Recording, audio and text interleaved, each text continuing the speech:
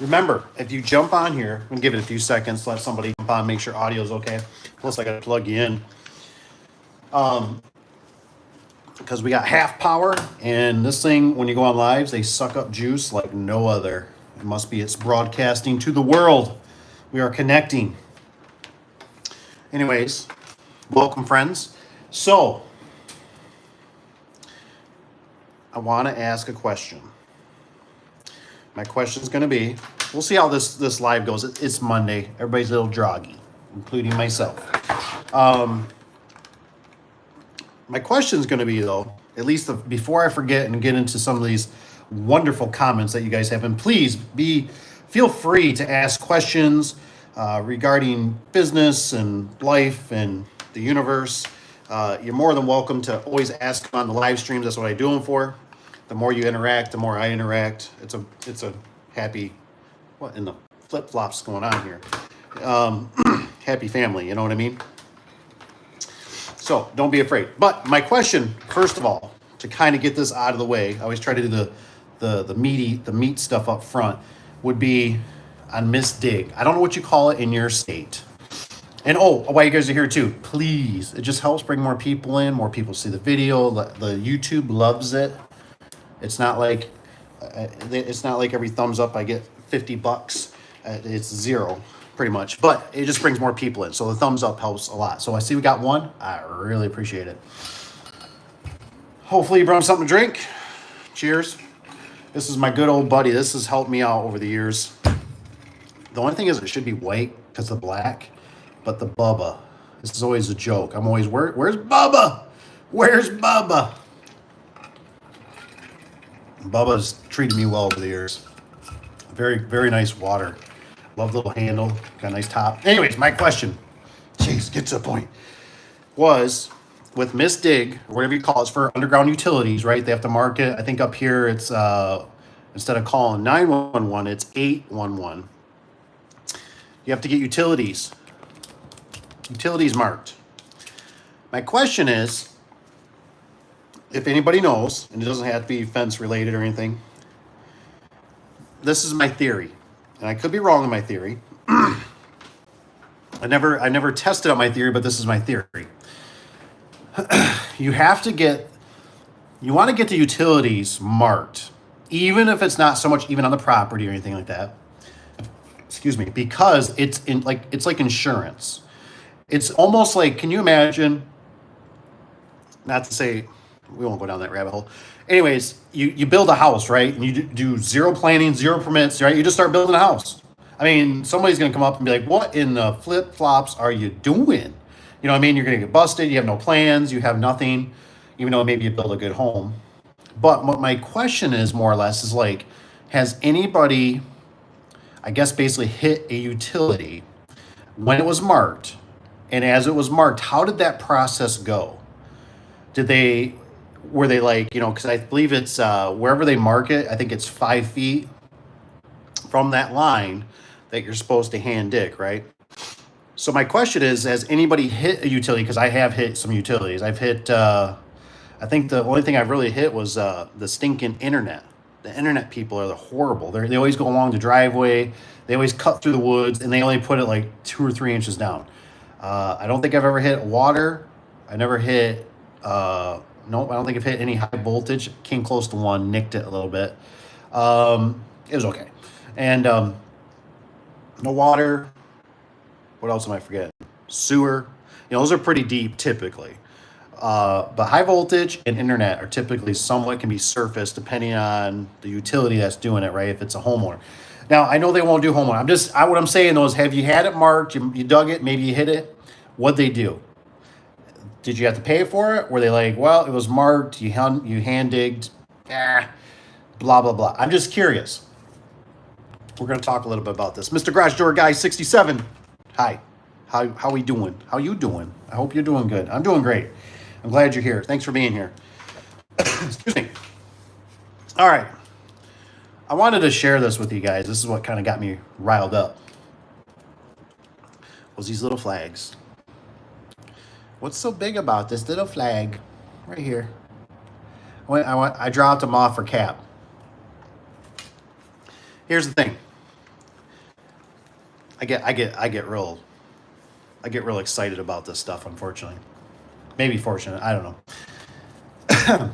I've learned over the years, it feels like in the service business, in the garage door business, in the fence business, in the gate business, in the human business, these little flags come in so handy. Because what I do, right? What I've figured out is you need to place these flags up before you do the job. Why? Why? Why do you put the flags up? That's a waste of time. I had to write all these by hand. I did this for a job a while back. I didn't know how many I was going to need, so I just bought, and then I just kept writing on them because I didn't know how many I was going to use. But the point is, right? It's kind of one of those things I always go back to, and I always try to tell you guys about preparation. Preparation, preparation, preparation, preparation H. Okay, different preparation. But what my point is I put those flags up because when it comes to fences and it comes to property or it comes to whatever, you're putting up a doggy fence in the ground, a barrier, it, whatever, put them up. Because for one, this can help out utilities, right? You call them as dig or whoever it's called for your underground utilities. You got to go through, they normally are kind of a pain in the butt. They do a good job, but they're kind of, they ask you the closest crossroads. I mean, they pretty much want to know your firstborn child. I mean, you got to have all this stuff, what county, what this, what that, is there any railroad crossings? All these questions that once you do it a few times, probably 5, 6, 8 times, you get down to pretty good to, you know what they're going to ask you. But in my experience, what I have noticed is that people will, the utility guys, you got to imagine that these utility people that come out, right, are all different contractors in a sense, right? There's the sewer guy, the water guy, there's the internet guy, there's just all people, right? Some take pride in their work, some don't. You know what I mean? Some can really care less. But if these flags are there when they come and they're confused, right? Because it happens to us all, it's like, especially if you're a contractor. If you're a contractor, hit 1. Type in 1. Let me know you're out there if you're a contractor and you understand what I'm trying to throw down here. But you show up to the job, you're scared, you don't, they're like, I don't know, where do they say on their notes? And the thing is, I've tried this, right? I've tried giving them my phone number, like, hey, call me if they have any questions, right? And I've seen them mark a totally different area. And I'm like, what the heck? It's not even the right area. So you have to call them back. It's inconvenient. But these flags, they can come and they see them and they're like, well, who marked it? It must be in this area, right? Because this is their turf right here. This is theirs. They see these and they're like, that's our competition. Well, who's that? That came and did it before me. I'm the first one normally, right? And they read this and they go, oh, they said they're installing a new fence. It says right on here, new fence. Well, I'll be darned. I bet this is where they're putting up the new fence. So, I'm sorry, I can't resist.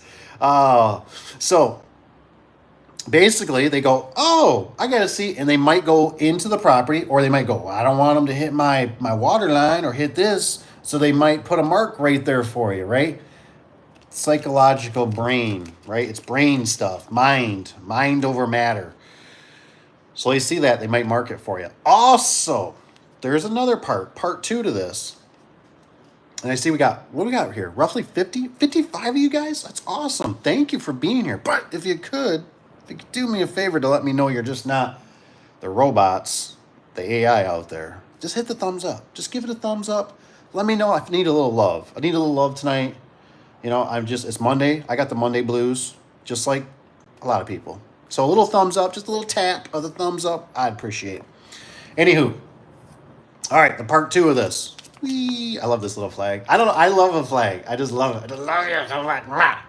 And anyways, the part 2 of this is that you put it up, and guess who all sees this? I'm talking more for like commercial. Could be for residential.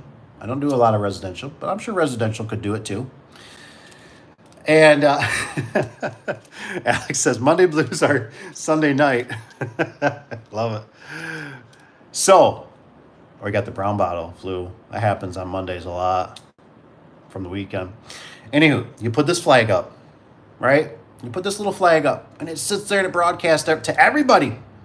It broadcasts to the wife, the husband, the CEO, the president, the hooker that stands on the corner. Everybody. And when they see these flags, it's almost like a hound dog, right? Everybody, what's going on here? What's going on here? What are you doing? What? Employees, everybody, right? And everybody starts talking. Everybody starts talking to each other. Hey, well, I see they got those flags. Is that where they're putting up the fence? Are they putting the fence up there? Are they? I don't think we should put it there. I think it's going to be hard to mow around. I think we should put it close to the road. And you give it about, I like to do about a week if I could, right? But you give it about 3-4 days, right? And you go through and you put all these, right? You space them out. You put them where they need to go. And you let them soak. Just like little pots for crab. Like you're out fishing. You know what I mean? Out in the deadliest sea, you know? Is it deadliest sea? Is that what it used to be called on Discovery Channel? Deadliest sea? Let me know in the comments. Deadliest sea. I feel like I'm saying it wrong. I used to really value that show. I really think that's like business, right? I know they hype it up a little bit this time. But you let those puppies, and I had a job that I literally changed probably about 3 times. Nothing major, but a little tweaking, right? Because people seen these flags. Because they can see them when they're in their vehicle, right? They're driving, they're like, whoa, what the heck's going on? They walk it, and they're like, I don't know if I really like it right here. Can you imagine a fence being here? 6 foot, 7 foot, 8 foot, with barbed wire on it, or whatever it's going to be? I don't know. I better talk to Johnny about this. And then they call you, right? And it's funny, you get these phone calls, and you'll realize that utilities, the flags, I'm telling you, they just help a lot. I know you got to write them out, they're paid, you got to go buy them. You shouldn't have to do it. But it's all brain stuff. You gotta just, I don't know if it's really called like outsmarting the customer. If you got a saying for it, let me know, in the comments.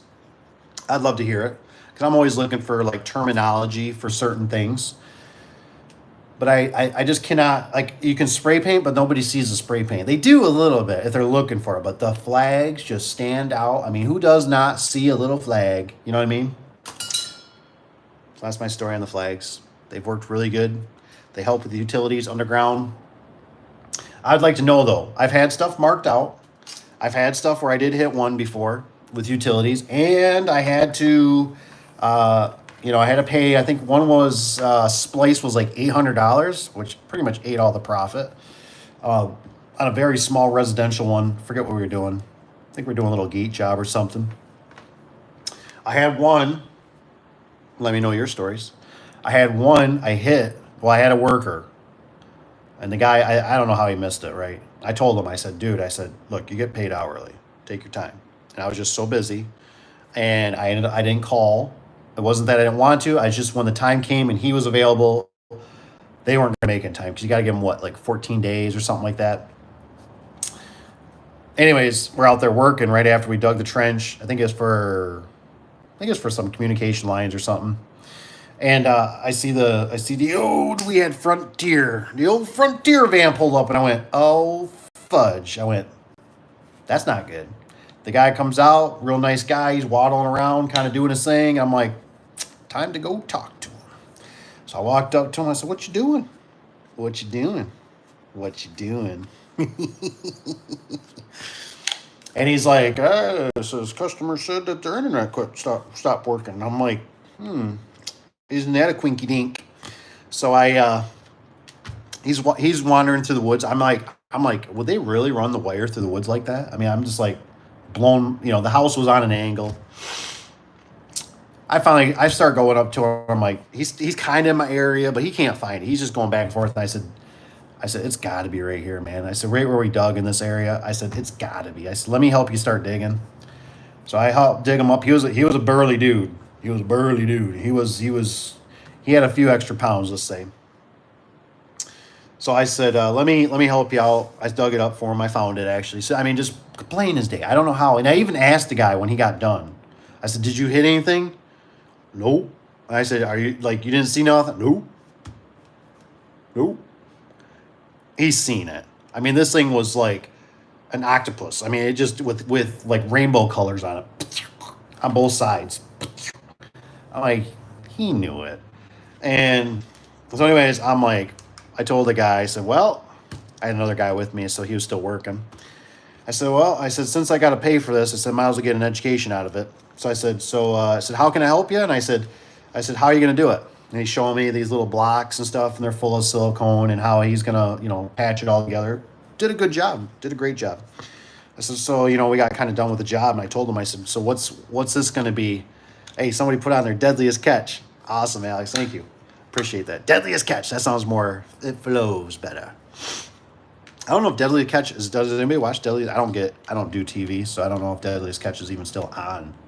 What was it Sig? Sid? I can't remember the one guy. I'm trying to think he had his daughter that worked with him. Sig? He's always be on the radio. Get down, there's a wave coming. That's what I always tell you guys. It feels like when you are a business owner, you are running a ship. That's some ways I can sum it up. You're on a ship, you're all floating. You need somebody doing the Morse code, right? Back in the day, real old school. Beep, beep, beep, beep, beep, beep, beep, beep. Put a signal out, we're going down. And so anywho, but yeah, I lost my train of thought. What was I don't even know what I was talking about. Anywho, so here we go. This reminded me. So because you helped. So I told him at the end, I told the guy, I said, so how much is it going to cost me?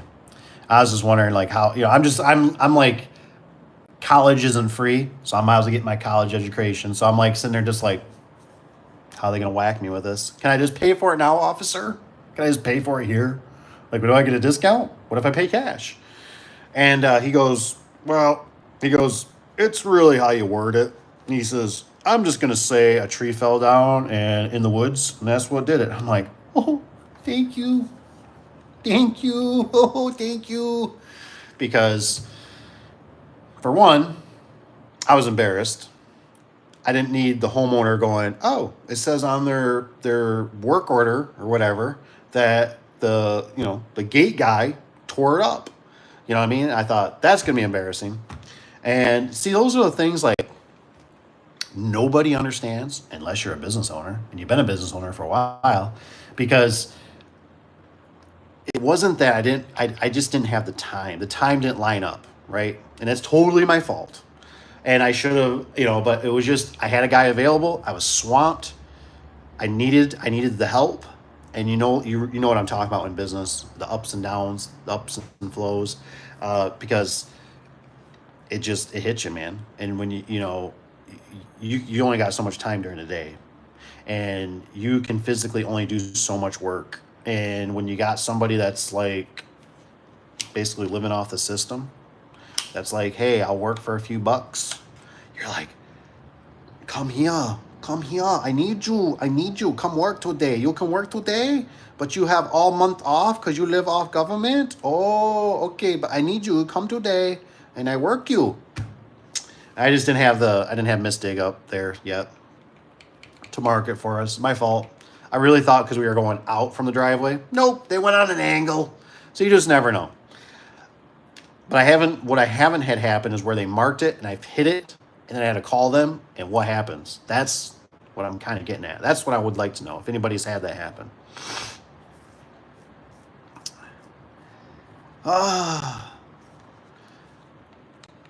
Is it Bernad? I'm going to say Bernad. I can say that right. It says, oh, and I didn't mean that like offensively. I meant that like because you helped. Oh, dog. I don't think I seen the first one. And since we're on here too, like I said, if you guys are jumping on, you're getting new, you're doing stuff in the garage door business, gate business, whatever, service business, you guys are more welcome to ask any questions. Let me know how business is going in your area. I think the economy's not doing, I just don't think it's doing good. I really don't. I see a lot of things misfiring. But with the misfire, there's opportunity. And the opportunity is you got to be smarter than the average bear. And so put your flags up. Put them up high. I love these little flags. This is how my brain always works with customers. And this is probably why I really like this. I used to tell a lot of people I worked with, right? I'd be like, green flag? Okay, we're good. Yellow flag, caution. red flag, stop, put them on the blacklist, no service. They're done. We're out. And that's just how my brain works. I don't know. Let me know how your brain handles some of that stuff. I think that's why I got to put this flag down. I'm sorry. I'm like a little kid with it. So what do we got? We got 20 and we only got 3 likes. Oh my gosh, I'm going to cry tonight. Might as well start the sleeping pill now. Jeez. 3 likes. Oh. It's a hard business out there, I'm telling you. Oh no. Don't tell me I forgot it. Oh no. I could be on to something here. So anyways, like I said, with some of these, oh, I see we got some life out there. Oh, you gotta be kidding me. Must be flip-flopping me. Oh, so what's his name got here? Mr. Alex. I like Alex. He always asks good questions. How do you tell a customer that you won't work on their door? That's a good question. Clayton, how you doing? Clayton may remind me of somebody else for a minute there. It threw me. What's going on? I hope you're doing, Clayton. Ask some questions. I love answering questions or trying to help out. So how do you tell a customer that you won't work on their door? That's a good question. That rabbit hole can go pretty deep. I think my personal opinion is if you can catch it, right? If you can catch it in the phone call, secretaries, listen up. It's all about the phone call. Now, I know you can't always get it in the phone call. I'm trying to get this camera a little more down for you. The phone call is really, really, really, really important. That's why I stress for yourself, if you're even a new business owner. Holy, we got 5 likes. Thank you. Oh man, I'm at least feeling a little love. Love the likes. Thank you. So this is, like I said, my opinion. I can't tell you how important this thing is. I cannot stress this right here. This thing right here. Hello? Oh. Just make sure nobody was there. I cannot stress that thing enough. The phone, because you just start getting any like a 1%, a 5%, 10% feeling in your gut that maybe you're not going to be a good fit. And I know it's tough, but you got to work your language, secretaries, yourself, personal, chuck in a truck, whatever. You got to work it where I know it's tough. I had this problem. You got to slow down. And you got to remember that every job is not a good job. And we are so lucky to have this technology.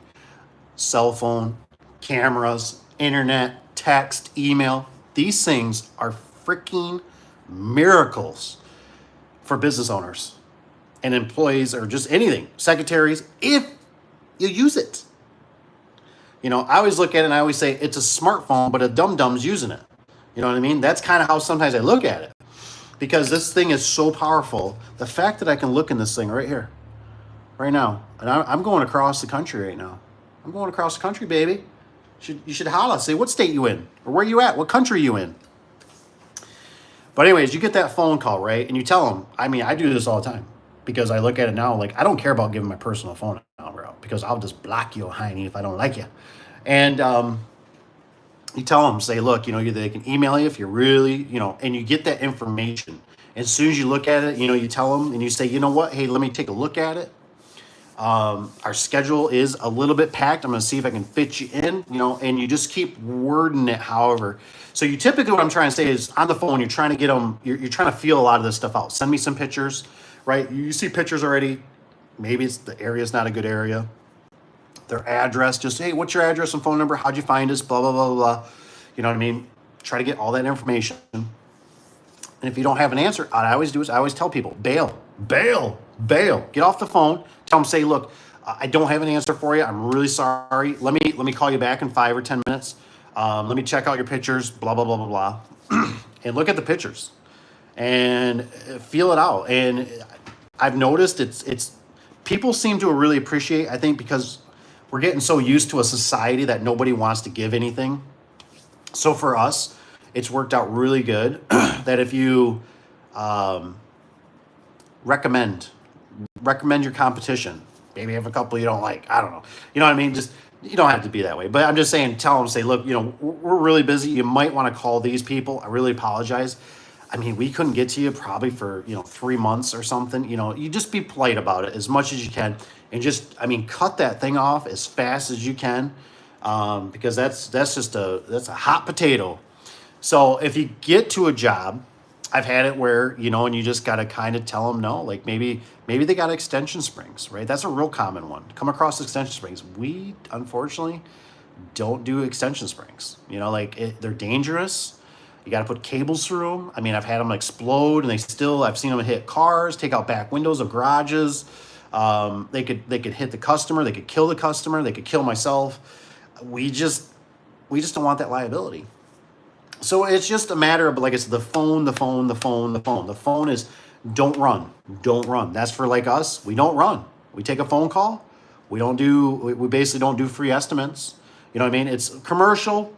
We'll play with it, right? But residential, it's send me a picture. Let's see what you got. We're going to give you a parameter, right? We're going to say you're probably looking at a new door. We might be able to fix it, but you're looking at somewhere this price range to this price range, and you just see if, you hear on the phone if they go, and you go, hello. Okay, this one died. All right, on to the next, and so I'm just telling you that phone is so important, because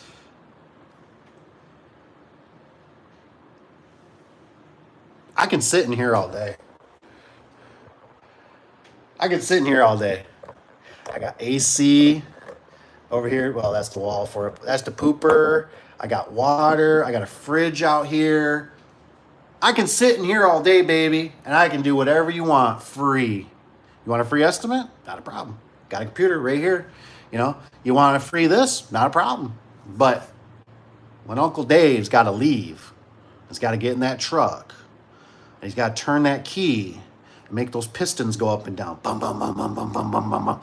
He's got to turn those gears and that transmission and make those oil changes. And he's got to get on that road with all these crazy people nowadays that are all staring at their phones, that are all doing something more fun than me.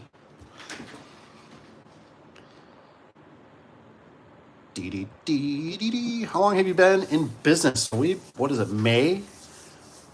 So May, gosh, I wish I could remember the exact day. I probably got it on an attorney paper somewhere, but I want to say it was like May 24th or something, 26th of 2006.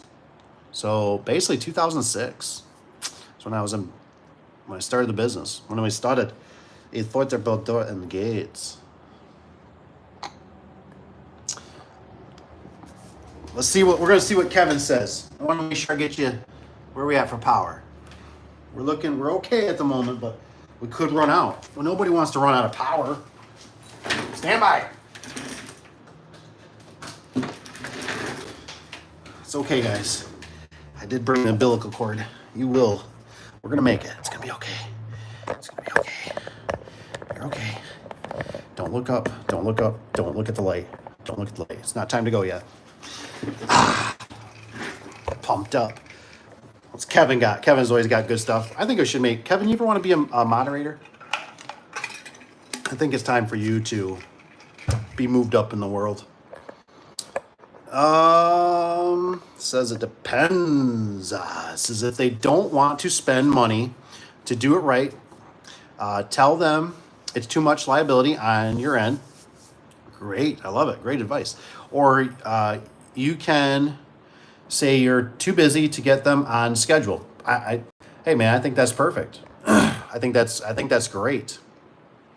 I always kind of remember my uncle telling me, he says, sometimes he says, Dave, if you get a job and you really don't want to do it, he says, the price goes up, double it, whatever. And he says, that way if it's a crappy job, you really didn't want it, and you get it, at least you feel pretty good. You got double the amount of money, which always you got to take it with a grain of salt, like you said, because there's just sometimes, like I said, if your gut is telling you something, they're not sounding right on the phone. You go to their house, they got garbage stacked, like raw garbage or something in the back. Why do you have raw garbage? Like, you can't afford garbage service, so how are you going to afford me? So you got to just kind of play all these things out a little bit. And like I said, really, as far as I'm concerned, you can do most of it over your phone. You know what I mean? And what I've noticed, you guys let me know, is that if you get the customer that's just like, I need somebody here now, you know what I mean? And you think you're going to be the savior, and you're like, okay, I'll. They're normally not the best customer. Like, they don't understand. I talked to a painter today, and she told me, I said, you're a painter. I said, you've been in it for years. I said, what is some of the, heartaches? And what do you deal with, And she said, one part was like old people following their workers around. She was the project manager. And she said that, they follow around and bug them. And then she said, but honestly, she says, the best ones I ever have, she says, is honestly people like you. She says, business owners. She said, and I said, I get that. I said, because I feel the same way. A lot of times business owners are we understand. So what I'm trying to say is, you're not going to always find business owner, but you're trying to find somebody that has the brain power that is not like, they understand, right? Because people that don't understand just do irrational things, right? People that get in a car accident and just jump out of the car and start screaming, right, for everything and everybody, doesn't fix things, right? The police officer don't want to hear it and see it. They're there to do a job. The ambulance, the fire department, all these, like, you need to settle down. This. So that's why I always wanted to change my phone over at one time. I thought, where I was going to change it to, hi, this is Dave with Affordable Door and Gate, and say something of like, if this is an emergency, please hang up and call 911, because people just think their stuff is an emergency, and I understand, but you also have to respect that we have to put you in the queue, and we have to do this a certain process. And if they don't want to work your process, which is you saying, I need you to send me some pictures, right? And they don't have good reasons, right?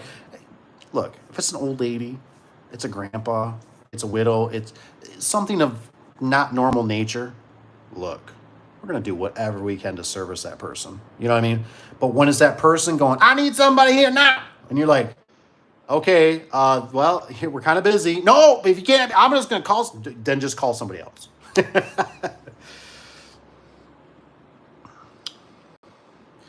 So good one on that, Kevin. Good. What's up, Brian? Love it.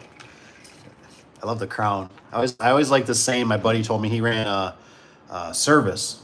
He did service doors, man doors, like behind me here. I don't think he didn't sell me these ones, but he goes, Dave, he goes, it's good to be king, but the crown is heavy. And I thought, darn, that's a good saying. It is, sure, you like being on the top, but man, I tell you what, it's a lot of burden. It's very lonely at the top, is what they always say, right? At the peak. What's up, Canadian doorman? What's he got? What's a good price to take down an existing door before you install a new one? Just curious what people charge to take down and remove old residential, old doors, residential. That's a good one. So maybe some people can comment. Gosh, I don't know, because ours is like always normally a package deal. I think about it when we do garage doors, it's kind of factored in there. Now, my good buddy Josh, I want to bring this up. He brought something to my attention, and I never would have ever thought of this. And this is why I love you guys, because you guys you just make my brain. I love it. I love expanding it. It's like a muscle, right? It's like exercising. But he was telling me, he was maybe relating a little bit more to gate operators, but he says this is also garage doors. And I'm like, well, what are you going with? And so what he was explaining to me He says, I charge. And I said, what do you mean? He goes, I charge to remove the garage door, to actually dispose of it. I love that word. To dispose of it, to take care of it, to remove it.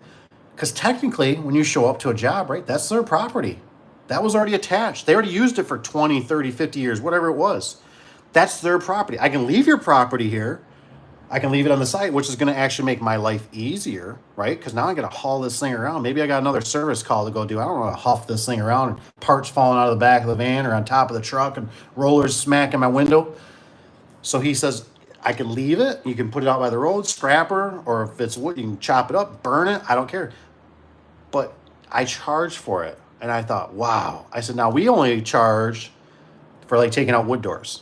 Wood doors was always like $40. It might be about $60 now. But it's because we have to cut them up or we had to take them to the landfill, which sometimes is easier because it's like 10 minutes down the road from here, 15 minutes. It's already in the truck. Just take it down there, chuck it, get rid of it. So that's why we charge for it, right? Because you got to dispose of this darn thing. It's a pain in the butt. It ain't scrap metal. You ain't going to get paid. And it's just funny because my mind never thought about that, where you could almost be getting double. You know what I'm saying? Like you're charging, like you can keep it here. But see, those are things you got to all factor out too with the customer, which might be a little more on the secretary or you. So we always kind of had it built in. I don't know what you would really charge. I guess you could charge anything. Probably my guess is, a little 9x7 maybe or something. You charge $100 or just figure out what it's going to take you like an hour, or so, or what your time, your labor rate is. Maybe something like that. Oh, I see what we're at 5 likes. Can we at least get 6? Let's try for 6. Can we get one more at least? So I don't know. I think it's just based on, and every area is different. Like I said, you go down to Arizona, man, it's way cheaper than it is up in Michigan to all across the country. I've noticed prices are all different just depending on the area. There you go. There you go. I like it. Clayton says, road time is company time.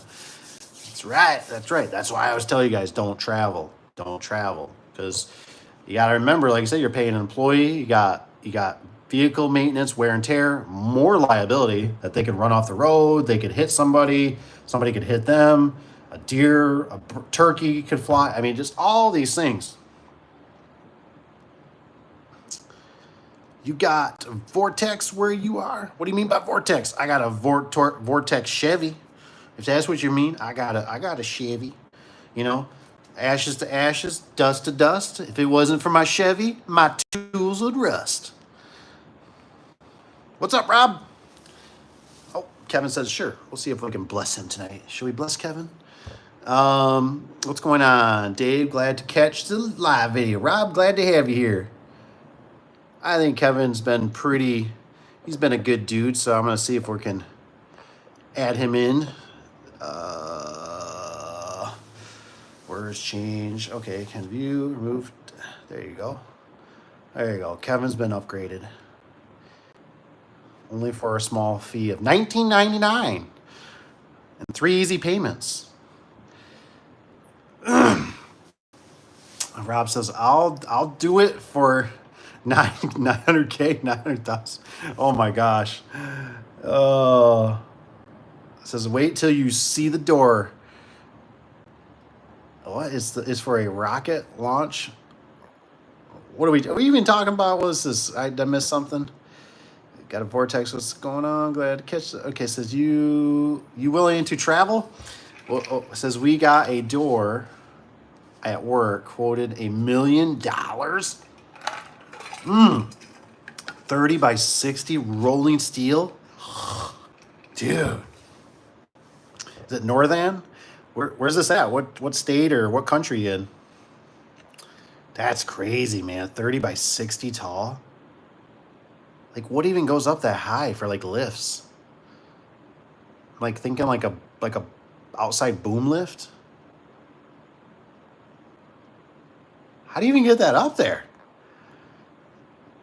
60 foot tall? What goes through a 60 foot tall?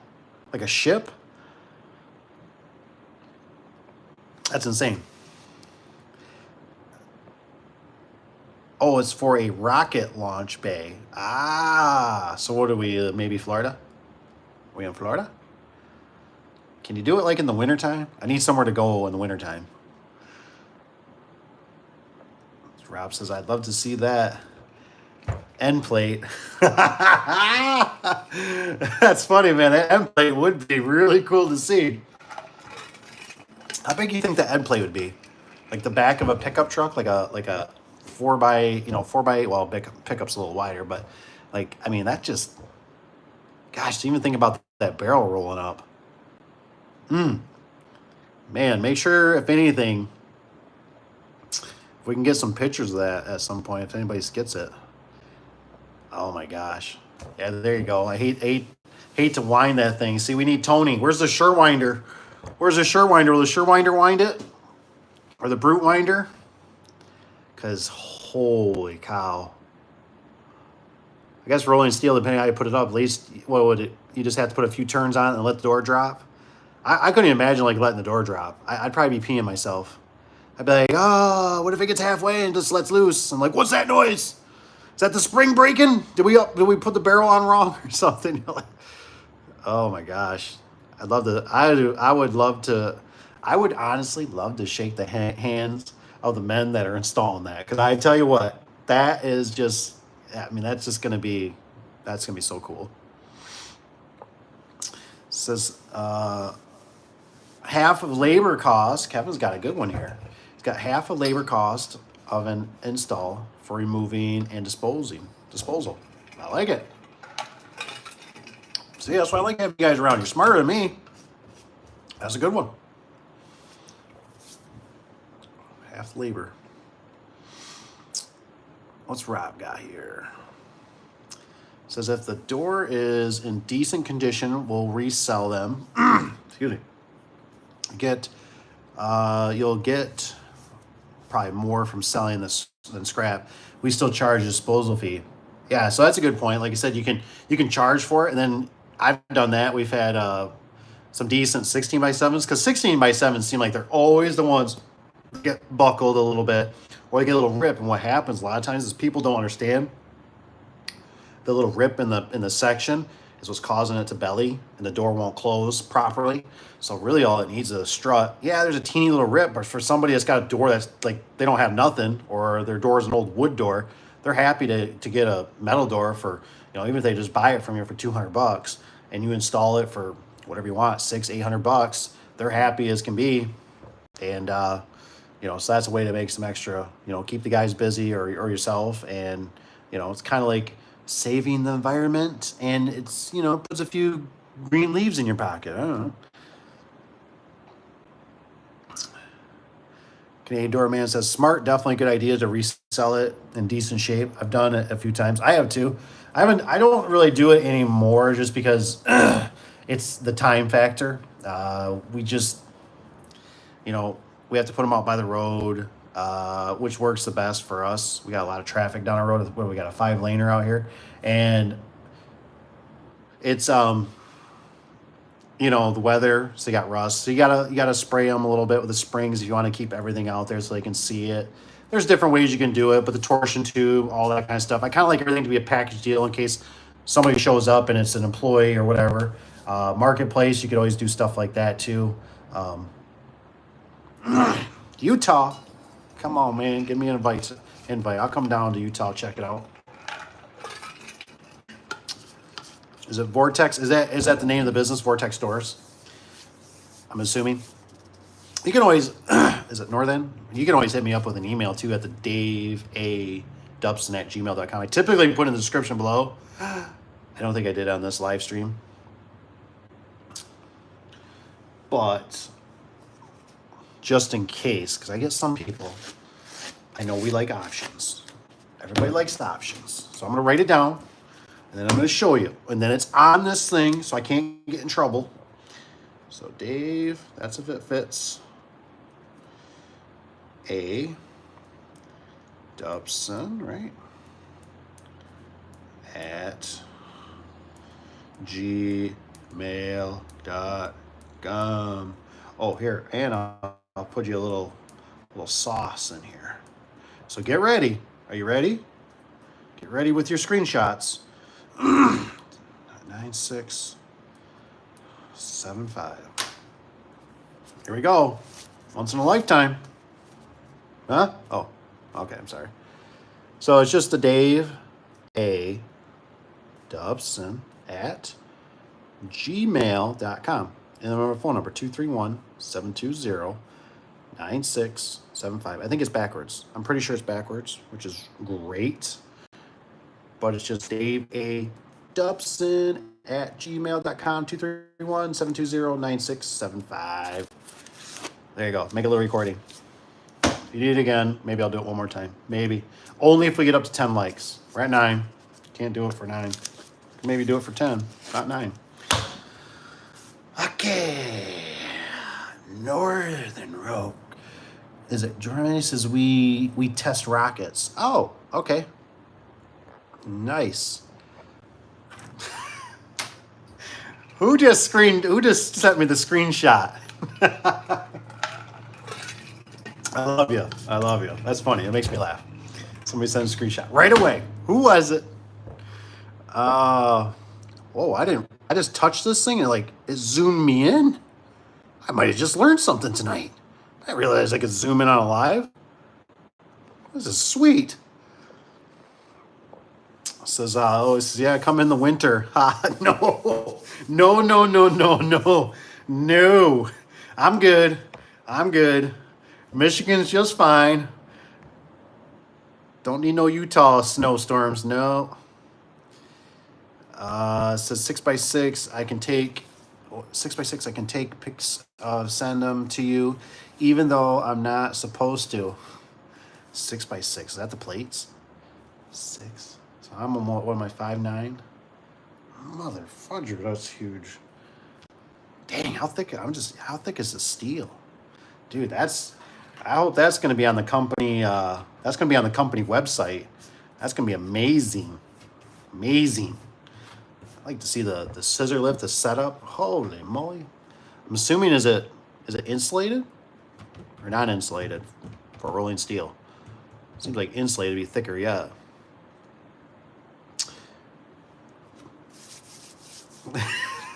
Canadian doorman. So you got everybody all excited. So I want to see some pictures of the 60-foot high rolling steel. Heck yeah, man. What's up, Mr. Josh? Hope you're doing good down there. I was just thinking about you on the drive over. Big Dave, what's up? My guy? Oh, what's Josh got here? If you have a customer door that you think might take 3 to 4 days to install, how would you temporarily cover your opening while you are away? Okay, so if you think it might take you to install, that's a great question. That's great. Tanner. So I don't know. So help me out here, guys. So if you have a customer door that you think might take 3 to 4 days to install, temporary cover the opening while you are away. My first thought is, depending on the area, right? We got to kind of go off the situation. Like the Elvis song, In the Ghetto. So, can we tarp it? Or what I've seen is people put, like wood blocks, like in the jam, depending on what the jams are. You can always use metal screws if you have to, get them from Fastenal. They're a little pricey, but they work. Put some blocks in there in the jam, right close to where the weather seals might going to be, so you don't, make the jam a big mess if it's a finished jam. If it's not, if it's just wood jams, fly, baby. And I've seen people put crosses in there, in a sense, wood, and then they'll put plywood or whatever, OSB on it. I've seen that. I can't think of anything else right off the top of my head. It's either like, my joke is always the blue tarps, plywood, which is always a little bit, I've seen old door sections. We've used that before. I actually have a builder that keeps old door sections just for those. So like they'll stack them up or whatever. It'll be, 3 or 4 feet hanging, past the jam. There's room. Door sections work actually pretty good. Block a hole,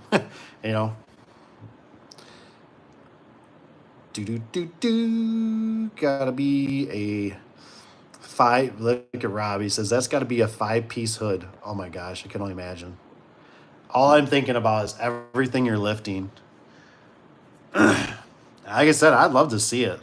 I'd love to see it get installed, man. I tell you, that's just, jeez, we got to get a crane.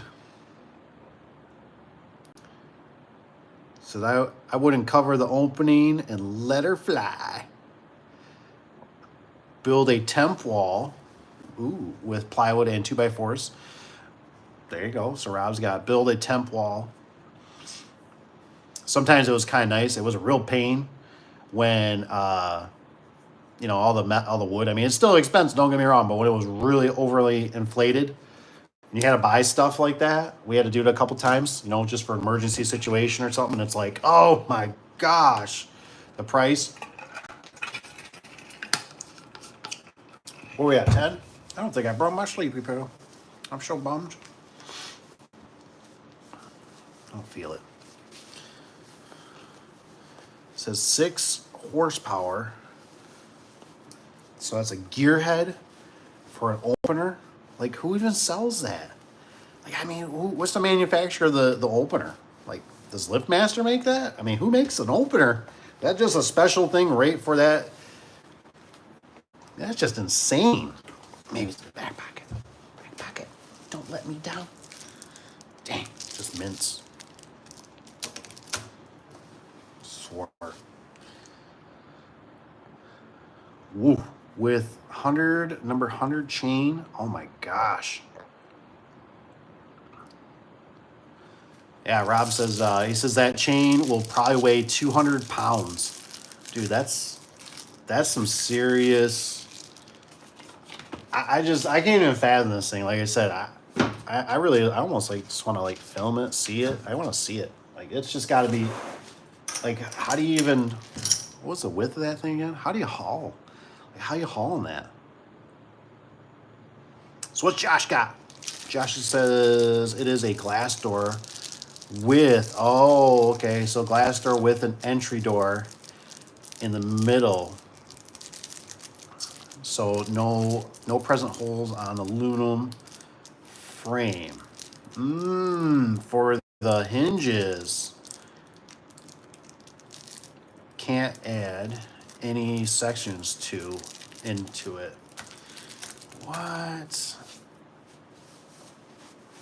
You should tell people, Josh, weren't these the Chinese? Were these a Chinese door? What did any damage on those things? I'm just curious. Because some of you probably don't know. I was helping Josh. And the packaging was not so good. Not so good, no. It was not good. And I just wonder if any came damaged. It's kind of weird though. It says it's glass doors with the entry door in.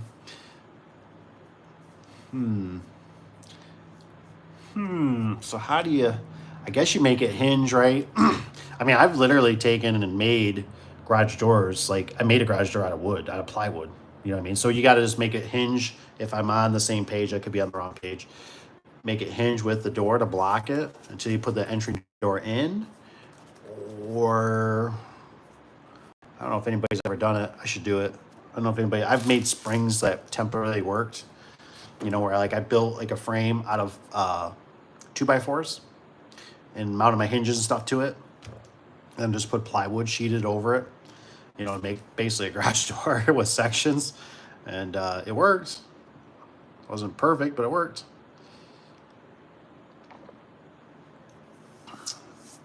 So I'm down with Rob's idea. What did Rob build? A temp wall with plywood. The 2x. Yes. That is a good idea. So if you're doing it behind, is that what I'm assuming? Jeez, Crawford doors quoted $1 million. Wow. I wonder if you get do you get half down for that?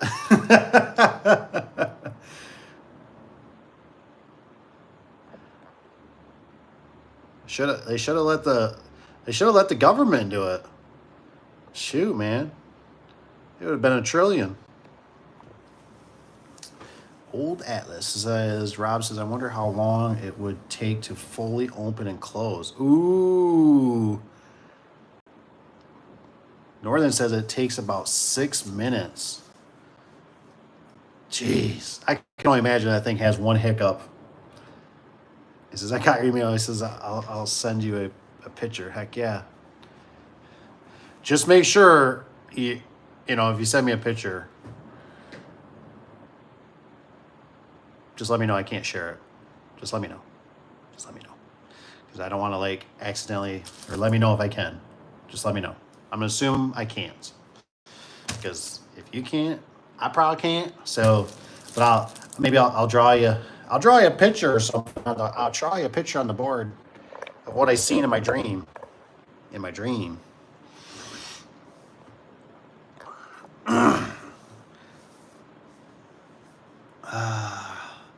What's Tanner say? It says, we are pretty sheltered in Midwest Iowa. Nobody really ever messes with jobs or tools.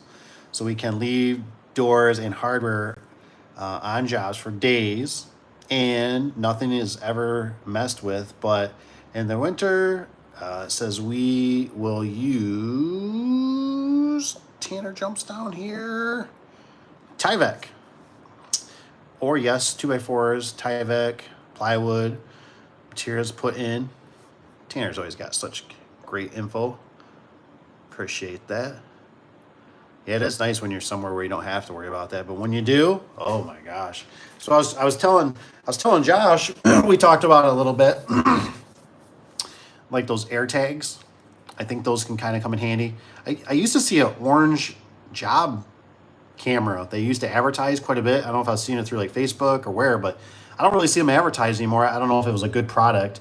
Because you just never know. And it sucks when you're a small business, when you work so hard for your tools and then somebody, it's not always the case, but typically the contractors don't really, it's an outsider. Sometimes it could be just a new person in another contract business too. Inside job. Because we had one that wasn't too far from the shop here, which is in a pretty, kind of wooded rural area. And, the contractor's trailer got busted open and got $10,000 worth of tools taken. It was like, oh. So, of course, the builder was like, make sure you lock everything up. Don't leave the openers here. So it made more work for us. So now we have to, the semi-truck shows up. We're loading things. Now we're loading things back into a trailer to basically go stash them. And then it's just one of those things that's always running through your brain, oh man, what if it's scrappers,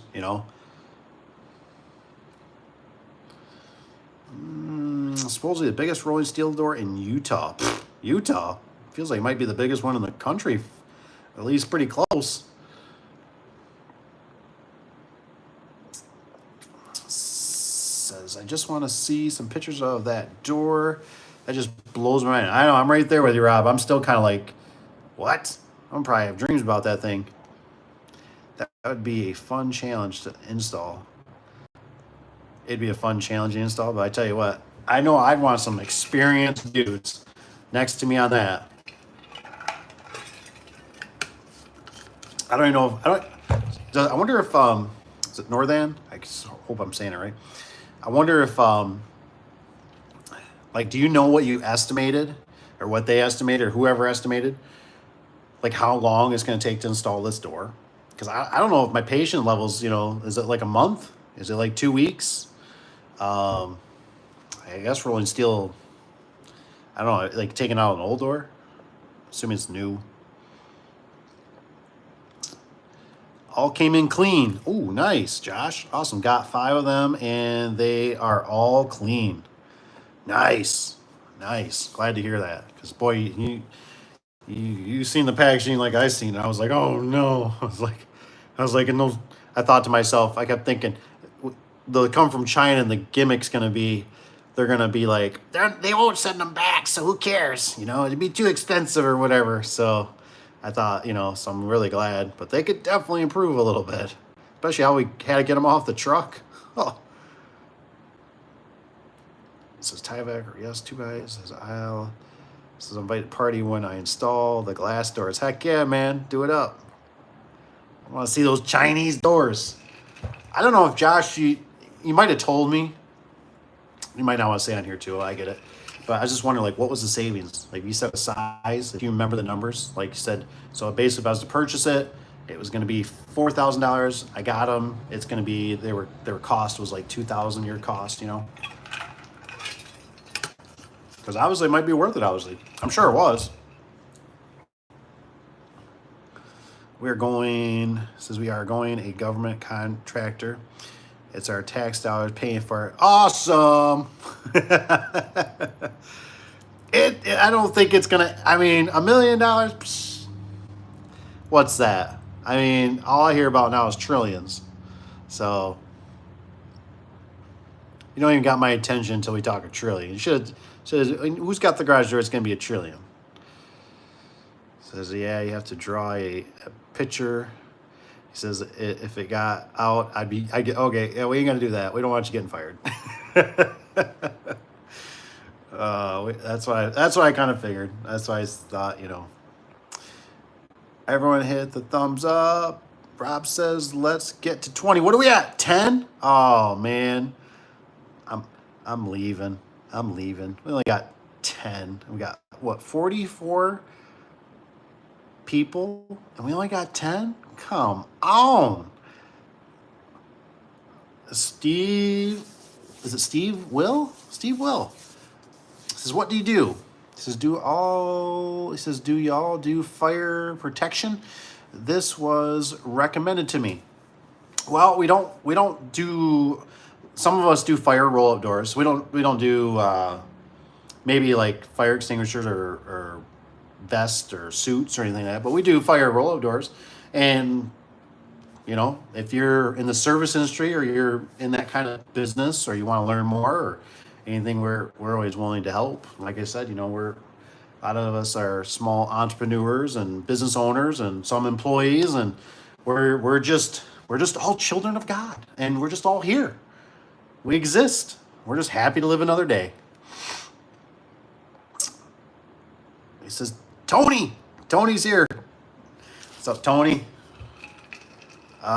This is what did I miss? Just getting home. Busy. Tony is busy. Tanner says, what would be a good time? I'm wondering if you would retain it in up and use bow. I'm missing something. Wondering if you would crane it up and use is it bow? I don't know what that is, Tanner. 30 by 60 still. Rolling yeah, he says 30 wide. Man, I'm trying to think when we hauled. I think I was right there, and that was, what was that? That was only a 30 by 10. I think that was for the mall, rolling curtain. And I had a guy, I remember, following me in my trailer. My trailer was like 20 foot. And I remember I was turning corners. I kept seeing him like whip off. We had to do it dark. We were trying to do it with no traffic. And he's honking his horn. He's got his yellow flasher going. And I'm like, what in the heck is he doing back there? And we got to the mall. And I'm like, dude, his name was Dave. He was an Uncle Dave too. So he wasn't mine, but he was my business partner. So I always called him Uncle Dave. So I'm like, Uncle Dave, what the hell are you doing? And he's like, he's like, that thing was swinging so far out. He's like, there was cars coming. He's like, I was honking. He's like, they didn't see it. He's like, I was blocking them. And I'm like, sorry, I couldn't see. It was dark. Should have put a blinking light on. It still wouldn't matter for the area that we were in. People they would have cranked it. So thanks to Uncle Dave. He saved me. Tony says, if you build a temporary frame, be sure to use everything oddball screws. Ooh, I like that. Find the door guy, no big out, but yep, fill it squares. Good idea on the screws. I like that. That's a good idea. You never know what people do. Rolling steel. Tanner says boom lifts to set tracks and set the springs and hood. I know, that's what I was thinking. Like, what are you using? You know what I mean? Like, I'm thinking like the big off-road ones. I mean, I think there is some out there because I forget where I was at, but I've seen some that were up, and I was like, how'd they get that so high? It was a huge lift. I don't think I've seen the base, but obviously, ain't no scissor lift going that high. Josh says 10 by 9 glass doors. Shipping cost was 34. Okay, cost per door is right around 2. Only worth it if you buy 5 plus. Gotcha. That's right. Gosh, there was somebody else that was doing it too, and I can't remember what his name was. And so, Josh, did you already install one, or you getting to? Because I think the problem he was having was something with the hinges. There was a few quirks to it. I think he had he was concerned you might be okay because you're only 10. I feel like he was doing like a 16 or something, 16 by 8. So he added some struts. I think he got an opener with it, and the opener wasn't. He was like, I won't do the opener again, something like that. So there's just, I'd like to be nice to know about some of the caveats. So when you get to the last one, let me know, because you'll have it all worked out. I'll come down and we'll hang out on that one. Like, what did you learn? You know, if anything, maybe it goes smooth. I hope it does. Don't get the T30 or T40. That is common. Is what Tanner is common. Then you go to get the bit set. I know it's crazy to think that we used to do Phillips. It was always then it was remember the square heads. I don't even know if they really even sell the square heads anymore. I'm sure you can, but square heads were like revolutionary. You know what I mean? When that came out, and then now it's got the T30s and stuff like that, which they work, but they can get a little squirrely if you're bouncing between different sizes sometimes if you don't have the bit.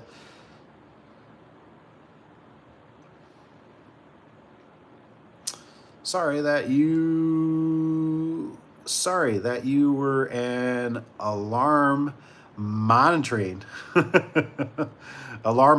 company. Yeah, we're the only thing we got to monitor is our what's going on outside. Make sure there's no boogeyman out there taking our gasoline. That's the only monitoring company we got here. This is Dave's dispatch. We're coming to you across to you from Michigan, from the Great Lakes. We're monitoring.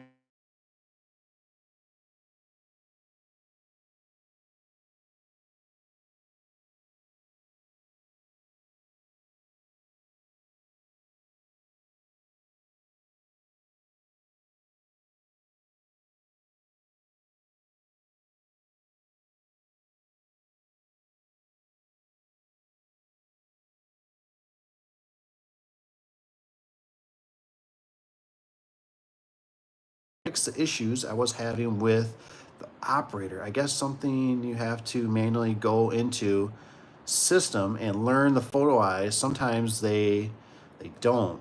I'm curious too, because I know Tony was getting that maximum, whatever, that LiftMaster going eventually. Tony says you can't hear me. You can't hear me? Oh, I know why you couldn't hear me. Phone call was coming in. Sorry about that. I didn't realize it'd blank out when there was a phone call coming in. So now I'm sure you can hear me. Had me freaked out for a second. I thought, I ain't got no lapel on. What did I do? I just moved the camera around. So Tony, he says, now I can hear you. Tony, did you get that opener? Tanner's asking. He wanted to know if you got the power to those openers yet. Why do I feel like I keep seeing a light? Self-learn to operators those first two, and it did went perfect. Then the third one was a pain, but easy fix. Oh gosh, why? It says I have an install in 3 weeks. Oh, sweet. We'll need to do a layout, but Only cork with 5 millimeter tempered glass would have gotten double insulate. Ah, gotcha. It says I just got the door functional from the guy ripping it out. I seen pictures that Tony sent me pictures. This person just wiped this door right out, man. I tell you what, it's like it reminded me of the one that the truck driver that hit it, that flipped it like upside down, and the cables were holding the bottom panel. It was a mess.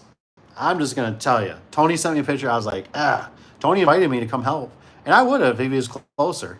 But I figured by the time I got down there, and he's such a whippersnapper that I'd been like, I bring you a bottle of water. Like, good job, pat on the back. So, because it was a mess. I don't think if Tony, because I won't stand here too much longer, but Tony, if you can, or even just let me know, because nobody else probably cares. Maybe they do. But anyways, did you take that out section by section, or did you get it like, did you roll the whole door?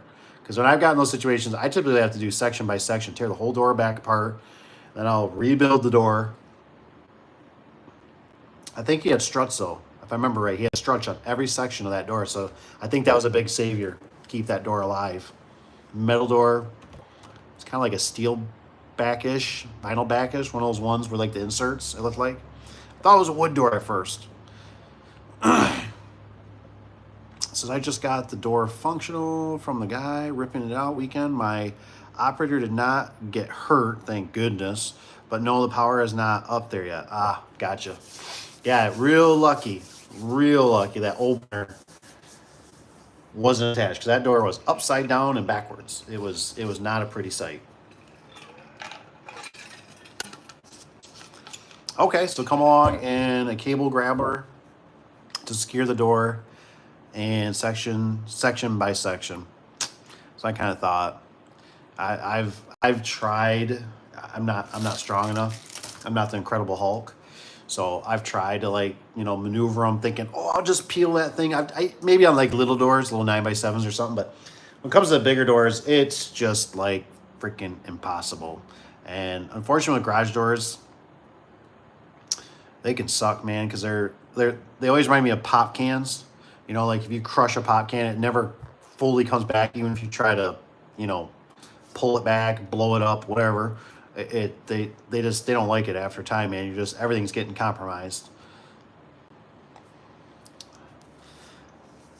Canadian doorman, he says, I had a farmer drive through a 12x12, and the entire door was facing up on the ground. Oh my gosh, couldn't get to the hinges. Yeah, major pain that. Oh man, that's. I think the worst was the one. I've shared a picture before on it, and that was a 12x10 or 12x12, something the same. And the whole thing was flipped. I think it was a vinyl back insulated. But I still remember the best one, right? The best one was a residential. I think it was a 16x7. We show up there, right? We show up.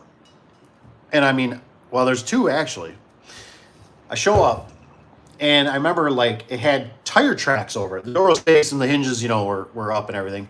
And the door was totally drug out of the jam. And I'm just like, what in the, is this a joke? Am I being punked? Where's the cameras? And this sweet little lady shows up, with her big old Cadillac. I'm talking like an Elvis Cadillac.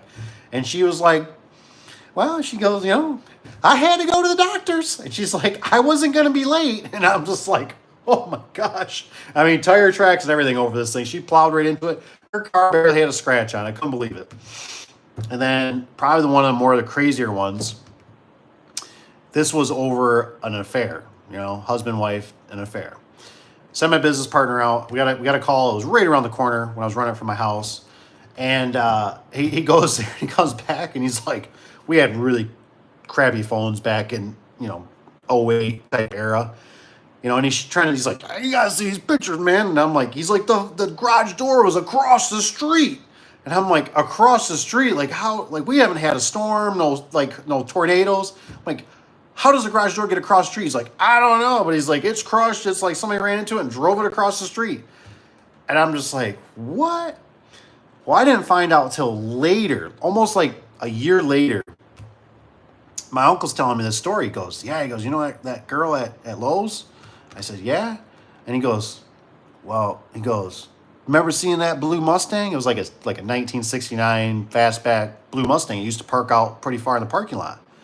And I'm like, yeah. He goes, well, that was her husband's or whatever, and she was driving it. Well, there was something going on. I know the whole story. They had an affair, right? Well, whoever it was smashed into that garage door, hooked onto the front bumper or something, ripped it across the road, drove across town, went to that Lowe's, and demolition derby that 69 fastback car. Just, I'm like, no way. So finally the store came full circle. And I was like, it was like a year or 2 years later, I finally was like, now I know how that door got across the street. Like, I was like, needless to say, she didn't work there anymore. She was there for a long time, but she, I think they said, you're too much drama. You got to go. Come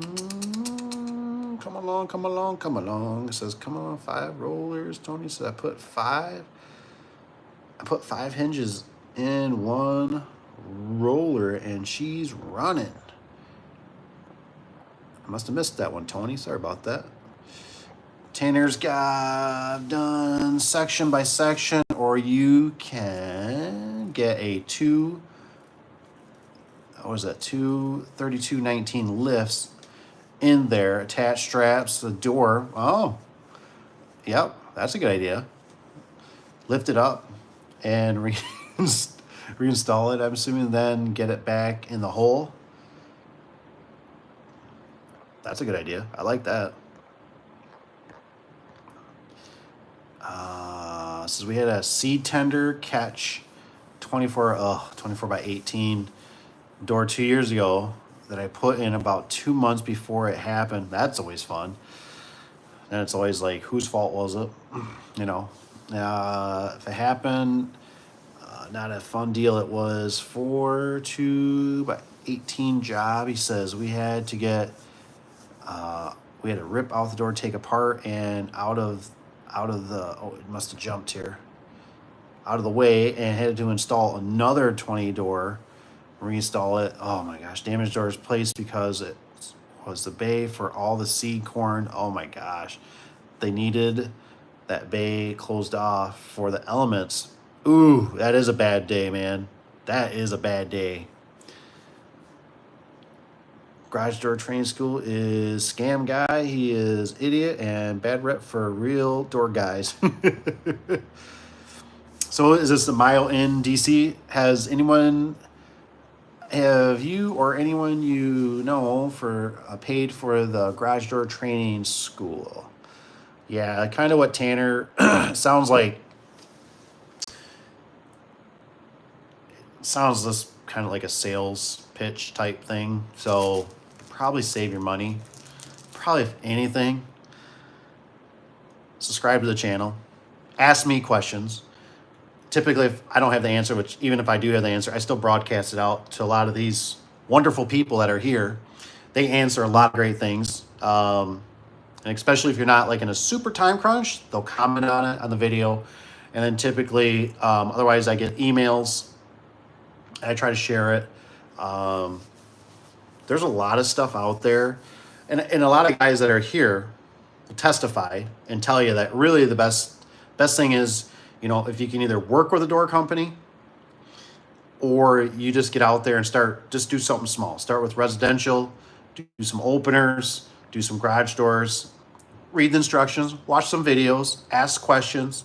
And there's a few quirks, but once you know the quirks, it's not that bad. If you're somewhat mechanically inclined, you know how to turn some wrenches, run some impacts, understand leverage a little bit, it's really not too bad. It's just there's a long learning curve into the business part of it, right? Ordering the right product, delivery on time, material, colors, springs. There's a lot of stuff that goes into it, but I think what that one guy sells is a certificate, and that certificate's probably about as good as your, you know, graduation diploma, whatever you want. You know, like it's kind of like, do you have a good work ethic? You know, are you gonna go get her? Are you willing to try? Are you willing to say, I got this, or I'm not gonna give up. I'm gonna figure this out. How do you guys lift panels up when you do large doors? Psh, ask Tanner. He seems like he does the big boy stuff. Uh, Garage door training school with Tanner sounds like a shitty day. Yes, it does, man. That I understand that, Prav. What's up, Travis? How you doing? Yeah, it's man. I tell you what, I like I said, I feel for Tanner on that too because I've been there, man, and it's nothing worse than I was hoping I can find pictures one day and I can kind of show those because we had one that was for the one place I put up, the Budweiser distributing company, and they have like a long tunnel for their semi trucks to go into. And they had a fire, and I actually literally cut the door in half, used one side of the spring and everything to make that side of the door a functional door again. And we stayed there. I mean, it was, oh, man, PTSD. We ended up staying there. It was like right at like Christmas Eve or something. I mean, it was a horrible. I remember I missed my Christmas party with my family, and this guy. I remember his name. His name was Sig. I don't like Sig. And he's a contractor, right? But he shows up with these like younger kids in minivans. Nothing against minivans. But then all of a sudden he's like making me like, he's like, I told him, I said, once we get this door up and running, I said, we're out of here. Oh, we're going to bring this. And he kept promising me things that weren't happening. You know what I mean? Like, we're going to bring metal in. We're going to block this off. And we got the door finally running. And I told him, you know, I said, it was 3 o'clock in the morning. I said, we've been here, I don't know, I think we got there, well, it had to be, Christmas party was around 5 or 6, so we must have got there about 3, right? So we've already been there, 12 hours? And he totally was like, well, aren't you guys staying? He's like, to put up the sheet metal? I said, we're not builders. I said, we got a garage door running for you here, bud. I said, we just like performed a miracle. I said, be happy. You know, now the owners, right, that own the place, they're like giving us like beer, and they're like, you know, like they're like, hey, like don't be drinking and driving, but you know, here's a case of beer and here's some brownies and here's some food, and man, thank you guys, you know, because now our trucks can pull in straight. And I was just like, I told the guy, I said, we'll be back tomorrow. I said to tighten up some stuff. I said, which we really didn't have nothing, but I was just trying to like tell him like, we're going home, man. We're going home. We're gonna get some sleep, and we'll be back tomorrow. And we're not putting up your sheet metal for you. That's not our job. You know, they already had it started framed out, and they got it. This is Travis says hello. He says I bought the garage door training school. He says he's crying and laughing.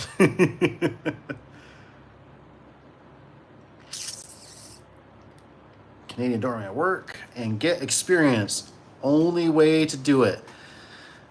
Yeah, it seems like, you know, for one, I my hat's off to Travis for bringing that up. Even just putting it out there. That to me is a stand-up man. So he put it out there. He tried it.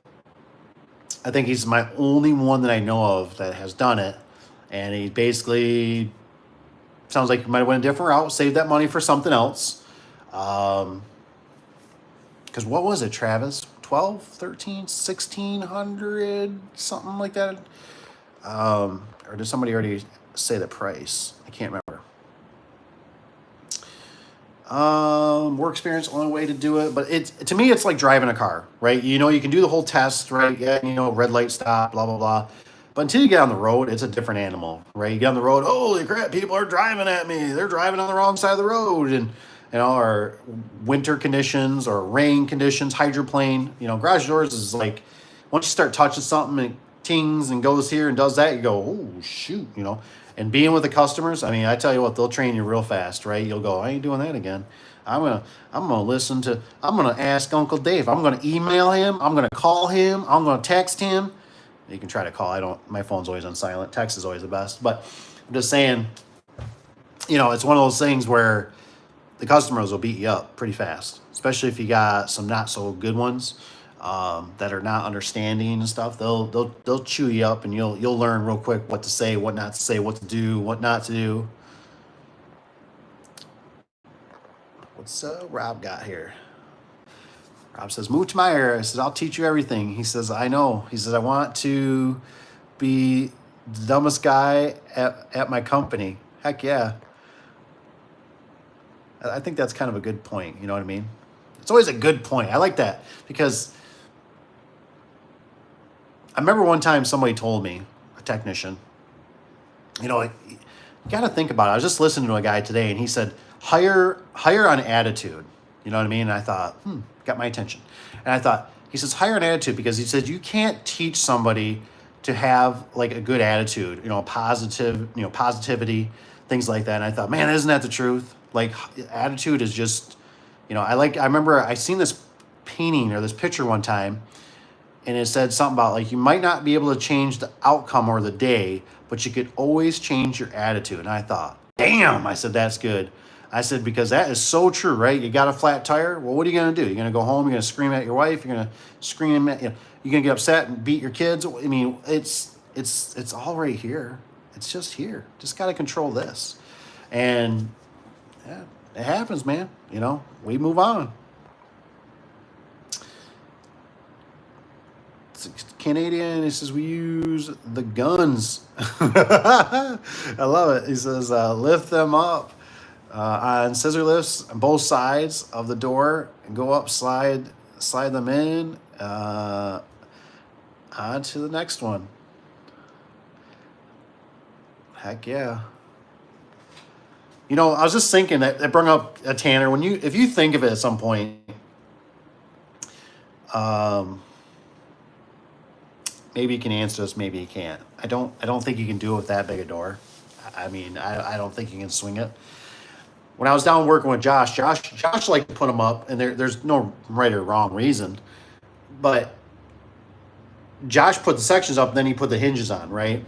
I'm used to, now we're talking 12, 14 foot wide doors. You know, I peel them in. So I like all my hardware on there. And the reason I like my hardware on, so I guess in a way to answer this kind of across the board here a little bit, is you guys can answer and kind of say, I like hardware on or I like hardware off. That kind of make it simple. So I like the hardware on, the door sections on sawhorses or on the floor, because I like to use the hardware, aka hinges and rollers, to grab on when I'm picking up the section so I don't have to get the section dirty. Josh would, you know, and I've done this before too, right? Where you put the sections in and then you'll have your stuff sitting next to you or whatever, and you'll put all your hardware on, you know, throw your hinge in, you know, your roller in, and then zip it. And I do insert, I just like the hardware on. I like peeling them in. And then what I do is I leave the track loose typically on the one side and I'll pop it in. I learned that from a guy years ago, and I seen it and I thought, damn, that's a good idea. And I also seen him, I think that's how he popped out rollers too. I remember him taking a hammer, you know, like a claw hammer, and he would stick it in there. And I don't know if he twist it, but he popped rollers out that way. And I was like, damn, I said, I've never seen that done before.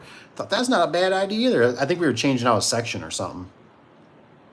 So that's why I love working with you guys or seeing stuff, because I'm always like, I never thought of that. This is DC on here. I know how to install garage doors and service them. I'm just trying to find out the correct way to set up business legal. Okay, DBA or LLC, business insurance requirements. That's a good question. Depends. If you think you're ever going to expand, I can't give you legal advice. I'm an attorney, but not your attorney. I'm not an attorney, but I'm just saying, like, you can do like your sole proprietor, which is basically the DBA, but you have like no room to ever grow. So if it was me and you're going to eventually get some employees, or the hardest thing about business sometimes is really looking at the future. And that's why I always kind of think you got to relate it to driving a car, right? Everything is like driving a car. Because if you think about it, you get on the highway, you know where your exit's going to be. And we're men, so we miss it a few times. But we have a general area where we're going to get off and we get to our destination 10, 20 minutes late sometimes. Just depends how much the wife yells at us. But what I'm saying is, so far, I think the S Corp works the best because you can, so like for me, I take a paycheck, right? I'll take a paycheck. You have options. You guys all, then there's the business. That's worked out the best. But yeah, you want to set up something. It sounds like a lot of this stuff you can actually do. There's better videos on it. Like you can do it right through the IRS website, so you don't even have to pay if you're snazzy on the computer. You can always just get with an attorney. You can call around. Some accountants do certain things, but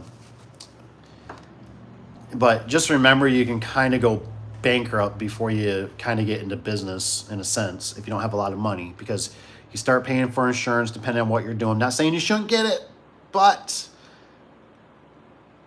when it's just you, you're a little more cautious. If you got employees, yeah, probably should. A little more push on that. It just depends. But, like I said, you got to be smart. Like I said, make sure the customer pulls their car out. You know what I mean? If you do something, right, you chip the driveway or something falls on a windshield, take care of it. That's normally the best. Normally, and like I said, that's where you got to use your gut with a customer. If somebody feels like they're going to try to take advantage of you, just don't even, but if they're understanding, they just want something done, you can provide that, go ahead, I say, anyways. But there's a lot of layers. I just see some people, like I said, I was one of them too. When I first started out, it was like, oh, I got to have the uniform. I got to have the insurance. I got to have the business name. I got to have the stickers. I got to have the business card. I got to have. I'd rather you kind of get out there, start playing with it, see if it's even something you enjoy. You might realize you go, I don't like this. Like, I don't like these electric motors and stuff. You know what I mean? I'm not making hardly any money. And you kind of don't when you're starting out. You're kind of all over the place. You make a few dollars here and there. And until you build the system, right? It's kind of like the whole McDonald's. Anybody can make a better hamburger than McDonald's, but can you build a better system than McDonald's?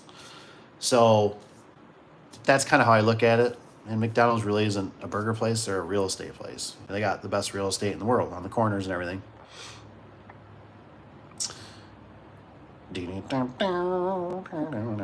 Hello, Tanner says, or Tony says, Kennedy Doors. He says, I like your style, Tanner. He said, but I'm not sure how I feel about 2 scissor lifts, 30-foot panel in the air. Yeah, the I don't think it bothers me too much with the panels, but on a windy day, yeah, the old butt might be puckering. You know what I mean? That would be a little bit nerve-wracking, I can imagine. Imagine holding that wind blowing on 2 guys, and then you got Tanner's got a good group of guys, and it's one of those things you got to trust. You know what I mean? Another guy. It's kind of like that race on the ladder, right? Not too fast, right? Y'all got to be kind of in sync. So, if not, you just yell, hey, slow down. So you just got to be in communication. It's like when me and Josh worked together. I think we did pretty good. We communicated who's going to go first. Make sure the other guy's doing good. If he's sitting there struggling, help him out. Don't want your other comrade to, get hurt or to fall down. What you got? 14. I love it. I see Travis on here. He's got $14.99. I think Travis is trying to sell us something. 3 easy payments of $14.99. Thanks for sharing that, Travis. I love it. So it says Mo. He says just talk to other business owners, get a CPA. Oh, here we go. Tanner's got some good stuff. CPA and financial advisor, and the best part, and trial and error. Don't think as mistakes, but as expensive learning experiences. Ooh, I like that. And I'm going to add to that a little bit too. I can't believe this is great. I talked to the painter today, right? The lady, she was a younger girl. She was very pretty. She was, and she's telling me, she says, I got I think it was like massage therapist or something like that. That's what her degree's in, right? And oh, man, she goes, but I ended up staying here, and she goes because they ended up raising my pay to what they were going to pay me, and I'm like,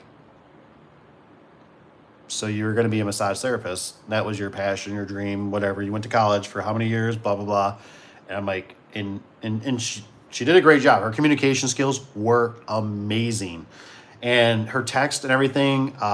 She was a wonderful person, and I'll definitely be using them again.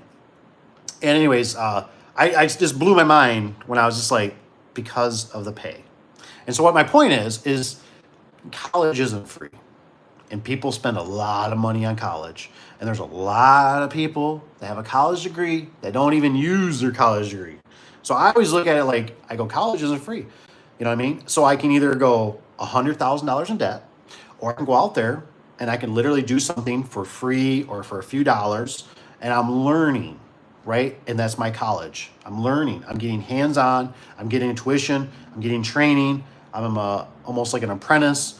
I'm learning. So I never look at it too bad. Where as long as you can basically cover some of your expenses, the fuel, you make a few dollars for your time. Like I said, try to get, when you're starting out, try not to be like, well, I want to make $400 an opener or something like that. No, if you pulled out 20, 60, 120, 200 bucks, great.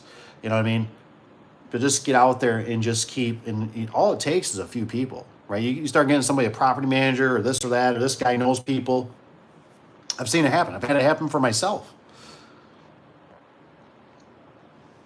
But just also to remember to watch yourself, right? Because you can start, if you're getting all this work, sometimes you kind of like, you got to realize like you're probably the cheapest guy, and you might eventually, you'll just get burned out. But when you first start, do what you got to do. It says, oh, it's good times. He says, time and dry.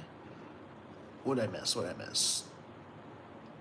No talk business. He says, owners get CPA for, he says, oh, it's good times. He says, works every time I try the winch system to the lift panels, just hardware. But it's just as easy to use the lifts. Yeah, we do up to 43 or 3-inch thick doors. Man, those are heavy boogers. That way. Nice. I could see that. I'm always amazed with garage door sections. I'm always amazed at how much handling you think about, right? They get made at a factory, then they got to get packaged, then they got to go on a truck, then they typically go to distribution center. They come off a semi truck, go on another truck, get shipped to your location off their truck, into your warehouse, maybe, probably not that big, probably a job site. And then they got to be, holy cow. Everybody should start initialing on the back of garage door panels. Who's touched them all? You know what I mean? Because it's just amazing where I'm sitting there, I'm always like, like I've always told myself, I said, one truck driver, I got my CDL, I could drive semi truck. I go, one job I sure as heck wouldn't do, I would not be a garage door delivery guy. Because they got to handle everything. It ain't like a semi you back into it. It's like, hey, Bob, take 2 skids off. No, they got to unhand everything. They got to help load trucks. They got something wrong at the, whatever. Those guys, my hat's off to you. Those guys work their heinies off, and God bless you. You know what I mean? Because I've seen a lot of them come and go, and I just always told myself I'm not doing that, because I went, man, I'm not, for one, I like dealing with the knuckleheads on the road, especially long distance when you're not in your normal area. And then you got to deal with all that, because the one guy always told me, he says, they'll go up to the Amish will help for whatever reason, that area. Normally, I don't know why. I don't think they're staffed enough there. But he says, no, you guys are always the best. He says, you'll have one at least, or normally 2 guys. If we got more, we'll all, that's one of those things. Like, we always take pride in that. Truck comes, hey, everybody out, let's go. He says, that's awesome. We've never seemed to have 2 scissor lifts available. So I use chain fall. Ugh, a chain fall? And 2 ladders. Each it takes 3 guys, but the chain fall is nice and slow. So it's is it precise? Oh, precise. Hey, it works. It works. It works. You know what I mean? I mean, it works. I just couldn't imagine like that. I could see that being a little bit time consuming. Where are we at? It says awesome. Never seen. Tanner says on smaller 18 and under hardware. Okay, so 18 or under. The whole sections and twist in rollers or go up. Scissor lift, yep, dropping the sections into the track. Done that, yep. Already installed. Says I've done it. Nice. I just didn't know if that was real odd. You know what I mean? Like if it was off, that whole dropping it in and stuff like that. I just, to me, I always just kind of like it. I like to have something to hang on to, so I got to touch the garage door and get it all dirty because I'm kind of OCD where I want to like clean them. And I tell you what, for whatever reason, whatever paint they use, whenever it's on your gloves, it gets on the door, it like does not come off. It's like, or it's just baked in my brain, and I'm just like, I wipe it, and I'm like, I can still see it. Kevin says, take them up scissor lift to top, verticals, track, lift down, last section, and swing bottom of section onto top of it. Nice. Canadian Door says, I always hardware the door completely. Says weather strip. You're one of the weather strips. I'm glad you mentioned that. I don't know. I'm scared. I'm just scared. I do weather seal. Well, wait a minute. I'm sorry. If we're talking commercial, yes, we put all the weather strip on. You know, I mean, that's like a must. Especially if it's a Wayne Dalton garage door, you'll be screwed. But if it's like outside perimeter, I do that last. I've seen some guys though. One guy had it installed for me. He'd always put up the weather seal, you know, trim nail it in, more like on a residential barn. And I'm always like, I don't know, man. I just can't chance that.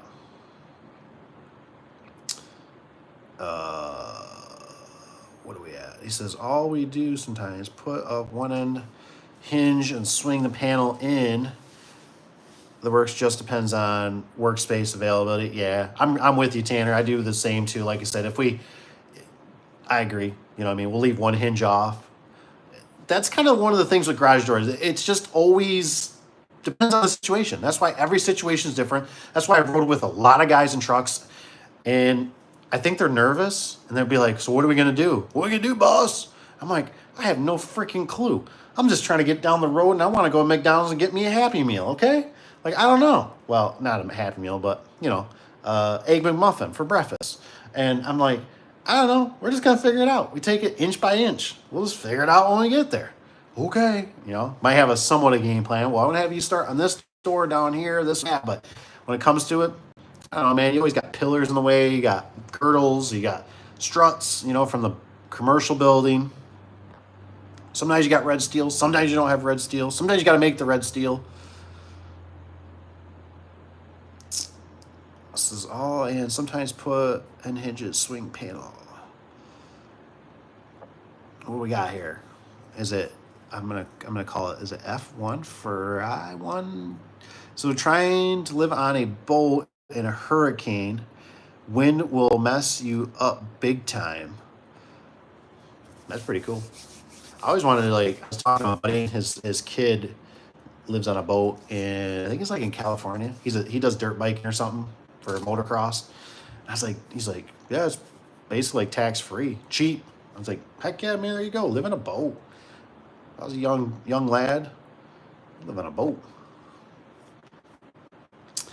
He says, shoot, Canadian lifts are cheap. Canadians are cheap and safe. Ladders are an accident waiting to happen, true. And make for some sore legs. I got 2 lists for about $15K, pay for themselves and a few commercial jobs. About to buy a third. Nice. Yeah, I can't. It's one of those things like I'm just, I'm so happy I got to work with Josh and we worked off ladders because man, it made me just like so appreciate having a scissor lift. Like it was just like, nope. It's like not going back to no ladders. Like it was amazing because when I first started out, I did everything off ladders. We couldn't afford a scissor lift, and I mean it was two ladders up, and bringing springs and everything, and the ladders are shaking, and a scissor lift is just like wow. You got a platform you can stand on.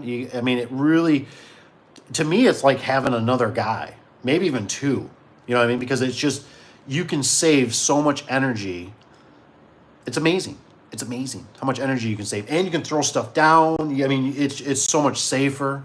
Um, I'm just so happy that scissor lift came around. Technology's gotten better. The weird thing is, back in like '06 when I started, I didn't hardly see a lot of contractors with scissor lifts. They were around for like bigger jobs, but like you might see like the plumber or the lighting guy or something, right? And you've seen ladders. I mean, it was not like now we go to jobs and it's like, holy, there's a fleet of scissor lifts in here, and you're like, which one should I take home with me? You know, mine's getting kind of old. I know 11 likes. We couldn't even get up to 12. We should shoot for 12. Like I said, I won't stay on here too much longer. Everybody's got to go to bed here soon. Oh, I see there's some messages though, so I'm gonna catch up. Let's see what we got. I appreciate it though. Nice. It says reacted. Tony says yeah, I went to college for. Oh, Tanner did for lines, man, power lines. And didn't like the union part. See, Tanner's a good dude. I like this. I really do. College for power lines. Didn't like the union part. Totally understand. Of it, loved the work and the climbing poles with spikes and belts and work crazy. This is high in the air, but I wouldn't trade what I do now for the world. I agree. That's a very it's a very good point. And unfortunately, I feel like we need to. What is it? Is it Mike Rowe? Right? Dirty jobs. We kind of need people out there kind of expressing that a little bit more. Where it's like, hey, it's kind of like sometimes like in the world, it feels like it's not what you know, it's who you know. And you need people to just go out there and start, find because it's almost like the world's kind of it's a better place if people are passionate about their work. You know what I mean? But if they're just there for a paycheck and they're miserable and I mean they don't do good quality and they're not good craftsmen, it's like go do something else. Go rake leaves if that's what, or go chop trees down if that makes you happy, or pick up horse manure, whatever you find fulfilling, And like I said, make sure you got a good attitude. Says college line says, what do you do now for? Tanner says, what I do for the world. Nice, Tanner.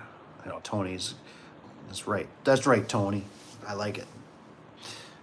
He says there's like a national average of what to charge for installs, or are we just doubling the material price? That's a good question. I don't know if some of the guys have answered that a little bit, but I know I did talk to the secretary today, and I had asked for she was basically doubling it. I did the math on it; it was kind of close. You know what I mean? Maybe just a touch high. It all depends on the job, right? If you've got multiple doors, the price can come down a little bit because you're on the job. You're already there. Your time's not so much in and out, in and out. It really almost depends on what your time is worth. You got to watch what can be a killer for you is you got to watch your pricing. You know what I mean? You got to almost check around a little bit because sometimes the pricing gets wonky. You know what I mean? It's kind of like Walmart might do something to bring customers in, and this Myers or whoever your other grocery store might do this to bring people in. So prices could be a little off. That can throw you. I had that happen. Or your scale, which I mentioned before, A, B, or C, which I never knew about. My one vendor I worked with for years, and I didn't realize, I was paying, let's say on a 16 by 7 door, I was basically paying $200 more than what their A price people were paying. So I was going to jobs and they're like, you're like $200 higher. And I'm like, how can that be? So my cost was, high. So you just got to factor in. It depends on, that's kind of what's nice about for the consumer, right? If there's more of us in a sense, it's good for them, right? Might not be so good for us, but competition's good because, if somebody's hungry and they do it for another 100 or 200 or $300 cheaper, well, there you go. But you just got to remember everything you touch could come back and bite you. You know what I mean? You got callbacks, you got to warranty it, you got to make sure you keep it business. So it's a whole ecosystem, and everybody's ecosystem's different. You know what I mean?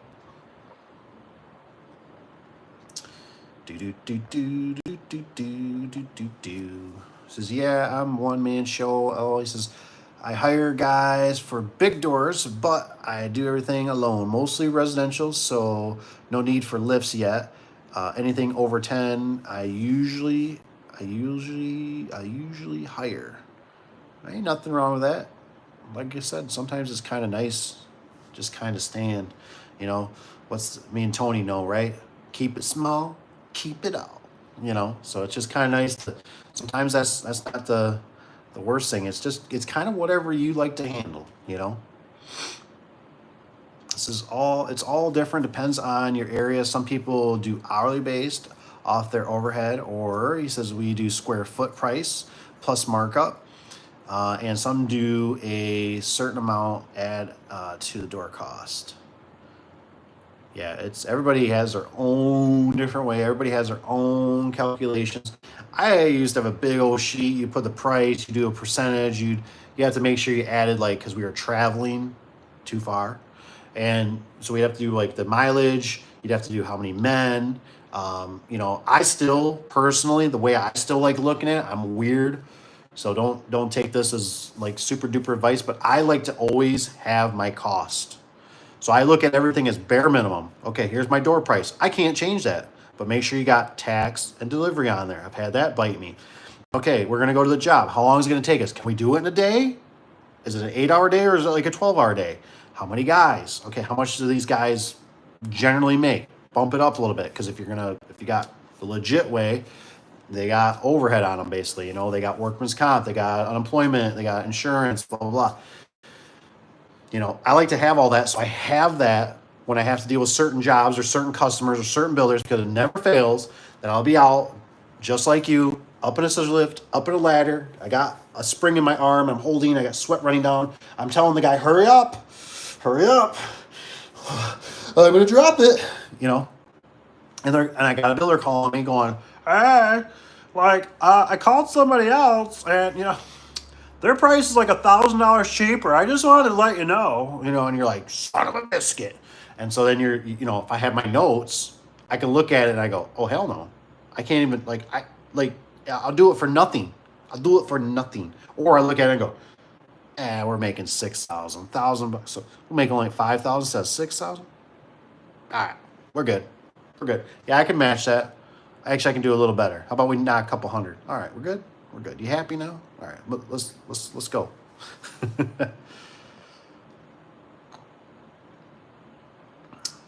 says, it's all different depending on area. Plus, it says, our Wayne Dalton truck driver unloaded alone so many damaged panels that when I worked for a local company. Yeah, Canadian Doorman's got it right. That's why we always typically help the driver. When I used to even do it at my house, like I said, the guy would come at 6, 7 o'clock in the morning, super early, man. I remember the lights. I would never do a time. I'd have a late night working. I'd be out there like Tony, working those late hours. God bless you. And I'd be sleeping, and I remember their LED lights were blinking in my room, and I remember the truck being back up, beep, beep, beep. I'm like, holy crap, as I'm throwing a shirt on, and it's I'd run out there and it's hey, let me help. Because otherwise the guy would slide him out the back of the door or the truck. And like I said, I heard a couple of them smack the ground before because he over, shot or whatever. And it was like, oh my gosh, like, dude, you have no clue what this will cost me if these are damaged. This customer's a real stickler. And, like, you know what I mean? That's some of the pitfalls with the garage store, because I know, oh, sure, they'll change the sections out. But what about your time? What about the customer upset? What about the review? What about, it goes on and on. Man, you guys are doing good tonight. Where did I miss off here? Yay, says Arlene Dalton. Says Alex Scott, we always do weather seal first.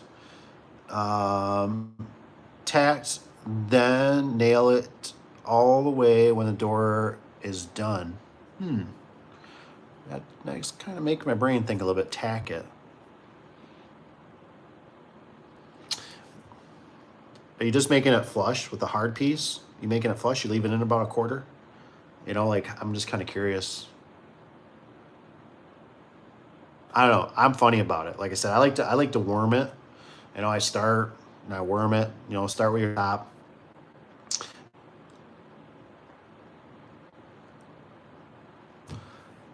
Because what's the advantage of it? Like, you still got to go back out there and nail it, right? I mean, I guess it's all done inside, depending on what you got for approach. I mean, I could see if you only have a little approach or no approach out there, and then maybe you got to go back out, because that sucks off ladders. Done that, got to put like towels or something on the ladder so you don't scratch the building all up. Or your pull-out ladders, done that before, and they're leaning. That's fun. All the tracks are welded with brand of doors I've done so many, I don't know exactly where the weather strip goes to seal perfect. Ooh, nice. Tony says, when I put up Clopay, I put perimeter seal up first. When I run Haas doors, I put perimeter seal up last. Interesting. That's interesting. Canadian Doorman, he says, I hate nail-on weather strips. He says, anyone ever use aluminum resonant weather strips? He says, only come in dark colors, but nice and clean looking. Doesn't warp either.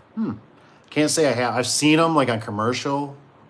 I'm thinking like the aluminum ones with a little, like we've had road commissions that'll do, they're doing it for weather, or for, what do they call it? Improvement or something they call it, for their building, for sealing the buildings up. Another company will come in and do it typically. Tony says, I was on my sit-ups today, heard one hell of a noise. All the sirens were going off. Didn't know what was. Figured it out. He says it was the safety. Oh, wow. I wasn't on a level ground. Yeah, that'll do it. That's freak you out. He says, yes, aluminum weather seal is nice, expensive. That's what I was thinking. Anything that's aluminum or whatever, that metal stuff, but nice, kind of a pain to change out since you have to pull it down to the side and new or drop in part of the slide in, but yes, clean. It's Tanner's in Iowa, right? North Iowa. He says that's kind of like when customers, Tony says, kind of when customers say, you're only here 20 minutes. Yes. I tell them, you didn't pay me for the time I was there. You paid me for the 20 years of knowledge. Excellent. I want to add to that. I think that's a great point. And so I wanted to just bring this out for some of maybe the new guys, because for Tony, he's exactly right? You're paying me for the 20 years of knowledge. So what I found, just to help ease that a little bit, with some of the residential customers, commercial don't really seem to care. It's not really coming out of their paycheck. They write the check, they approve it, give you a PO, blah, blah, blah, right? But when it comes to residential, if you want to please them a little bit, because I had that too. I'd run into where I'd twist a photo eye. I'm there for like 3-5 minutes, right? The harder part was getting in the door, knocking, hi, Mrs. Jones, pet their dog. Oh, here's Fluffy. And you do it. And they're like, what? Because our service calls are I think are like 120, for residential. They used to, I think we started out 65, went up to 85, 110. I think they're 120 now, maybe 130. And so what we do now though is we'll go in and we actually do a preventative maintenance while we're there. And that seems to help ease the whole thing, right? It's kind of like the whole, think of it as kind of like a Jiffy Lube experience, right? You're supposed to go in there and they're supposed to, sometimes they just change your oil. And that's darn near it, right? Because there's just horrible service out there. But they change your oil and because oil changes are expensive now too on cars. But they're checking your air in your tires and they're greasing all the zerks and they wash your windshield or whatever and they top off your windshield washer fluid and they checked your antifreeze and blah blah blah. I checked your air filter and banged it a few times. We're gonna save you a few dollars, Mrs. Jones. We're maybe next time you come in. People will pay that. But if you just drop the oil, don't check the air and the tires, people will go somewhere else, right? They'll just, whatever, screwed me. And they don't even know what the cost of all this stuff is. Moving parts, overhead, garage doors, building, heat, employees, oil, boxes, disposal of oil. So if you give them a little bit of an experience, they seem like they calm down where you spray, I've taken covers off, blown out the dust, the white stuff, it's not too bad. If it's too bad, it's like, ooh, we're going to have problems. And you see this? Yeah, see this? This ain't snow. This is white plastic. Oh, not good. And then you kind of go from there, blah, blah, blah. So I just want to put that in there. North Iowa, about 30 minutes from Minnesota. Oh, we got Mill in the house, man. Where you been? Ready for that gate install yet? Stevens haven't gave it to you? Are they running slow? So I got me a basket lift, bolted 2-inch angle iron each side of the basket with chains hanging off. Ooh, angle. This is with punch angle and chain fastened to hinge each side. Dang, that sounds pretty clever. I like it.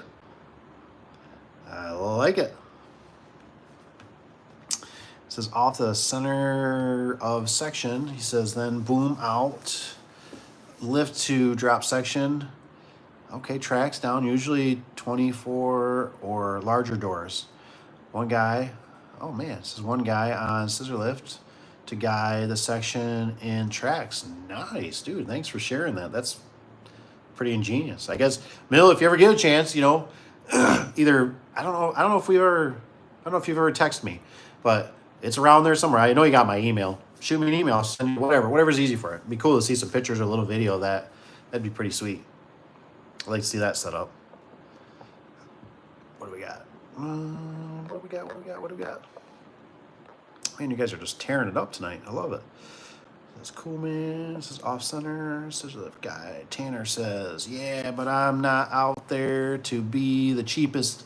If you're worried about $200 to $300, he says, go with the other guy. Like Tony said, you're paying me for experience. I've seen the cheaper guys in my area. Yeah, I've seen it too. That guy wasn't too good. Tanner sent me some pictures and his work was not. Tanner's work is awesome. Tanner does, like, if Tanner ever just comes up missing, he might be back there, because he looks like he does some really good installs. I'm not gonna say he does really good installs. Like he's better. He's better than me. His installs look sweet.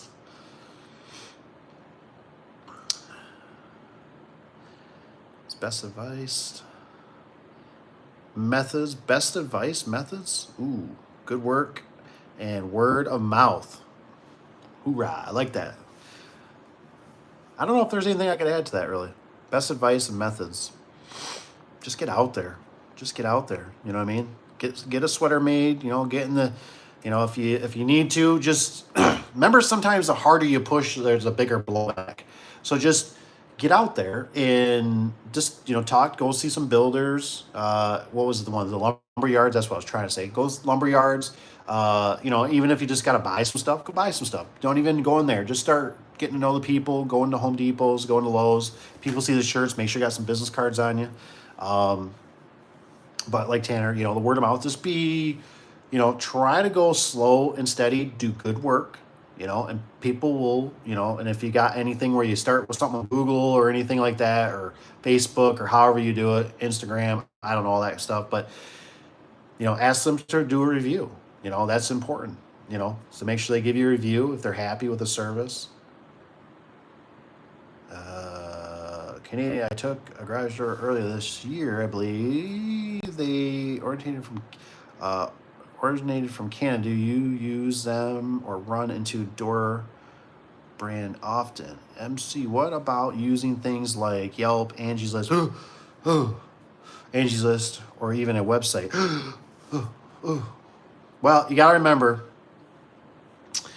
and so is it Mayo in DC? These are great questions. I really appreciate you asking them. What are we at? 11? 11 likes? We still haven't gotten to 12? Oh, come on, guys. Somebody's got to hit one more like for me. We got to hit 12. I mean, we're coming up to midnight. Hit 12 for midnight. So, please, if you take anything from this stream, just remember that Angie's List, Home Advisor, the short version is scam. Scam, scam, scam. I've tried them. I've talked to a lot of you guys, and nobody has, maybe one, and I think he was a sales rep. Nobody has good advice on them, or good things to say about Angie's Home Advisor. The website, I can't really say on that. Our website has pretty been bland for many years. It's there. I feel like it's more about, at least around our certain area, it's the Google, it's the stickers, it's the word of mouth. We're ingrained. We have a physical location. These all took many years. Like I said, 18 years. But my first thing is always kind of like the Google, word of mouth, stickers, business cards, maybe some bandit signs, you put it by the corners or put out while you're working. If you want to put a sticker or something on the truck, that isn't going to hurt. Nothing hurts. You just never know how somebody's going to click with you.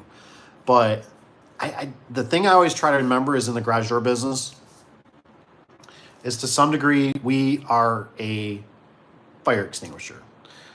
At least in my area. We typically are not important. Now, Tanner's got a different market. He deals with some big doors, some big ag. I mean, that's a totally different environment than like what I deal with. Over here, we're very city. We don't have that stuff. There's one guy that does it I know of, and he might do a door over in an area like once a month, maybe every 2 months he does door of a big, but he's very ingrained with the farm guys. He does good too, but for our area, we're like zippy. Do little here, do little there. Residential, commercial. So I can't say about the website. I just don't know if the website, it can't hurt. It wouldn't hurt to have, some stuff on there, maybe explain what you do. But what I'm getting at is, like, don't think because you sell, at least is my opinion, like I sell Wayne Dalton. So, everybody's going to come running to me because I sell this, or I sell LiftMaster. Most time it's just make it work. They don't want to have problems. Sorry, I meant residential stop. We track it first. Commercial stop will nail. Okay, screw it all the way. Always in the beginning of the company wants us to nail the sections in before doing the track. I don't know about that. I've never done it. I've seen it done by a guy that worked for me one day, but I don't do the nails. I'm not saying it's. I mean, I guess it's nice you can see where the door, if the, helps you let know the jam and stuff's off. I just don't see the added benefit.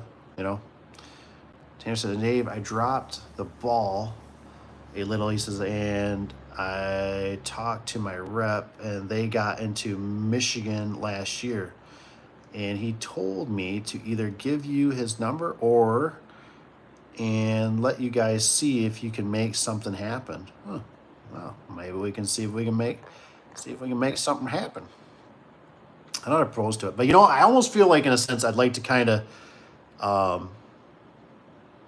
whatever like you're using, in a sense, Tanner, because I'm coming over. Big Dave's coming over at some point.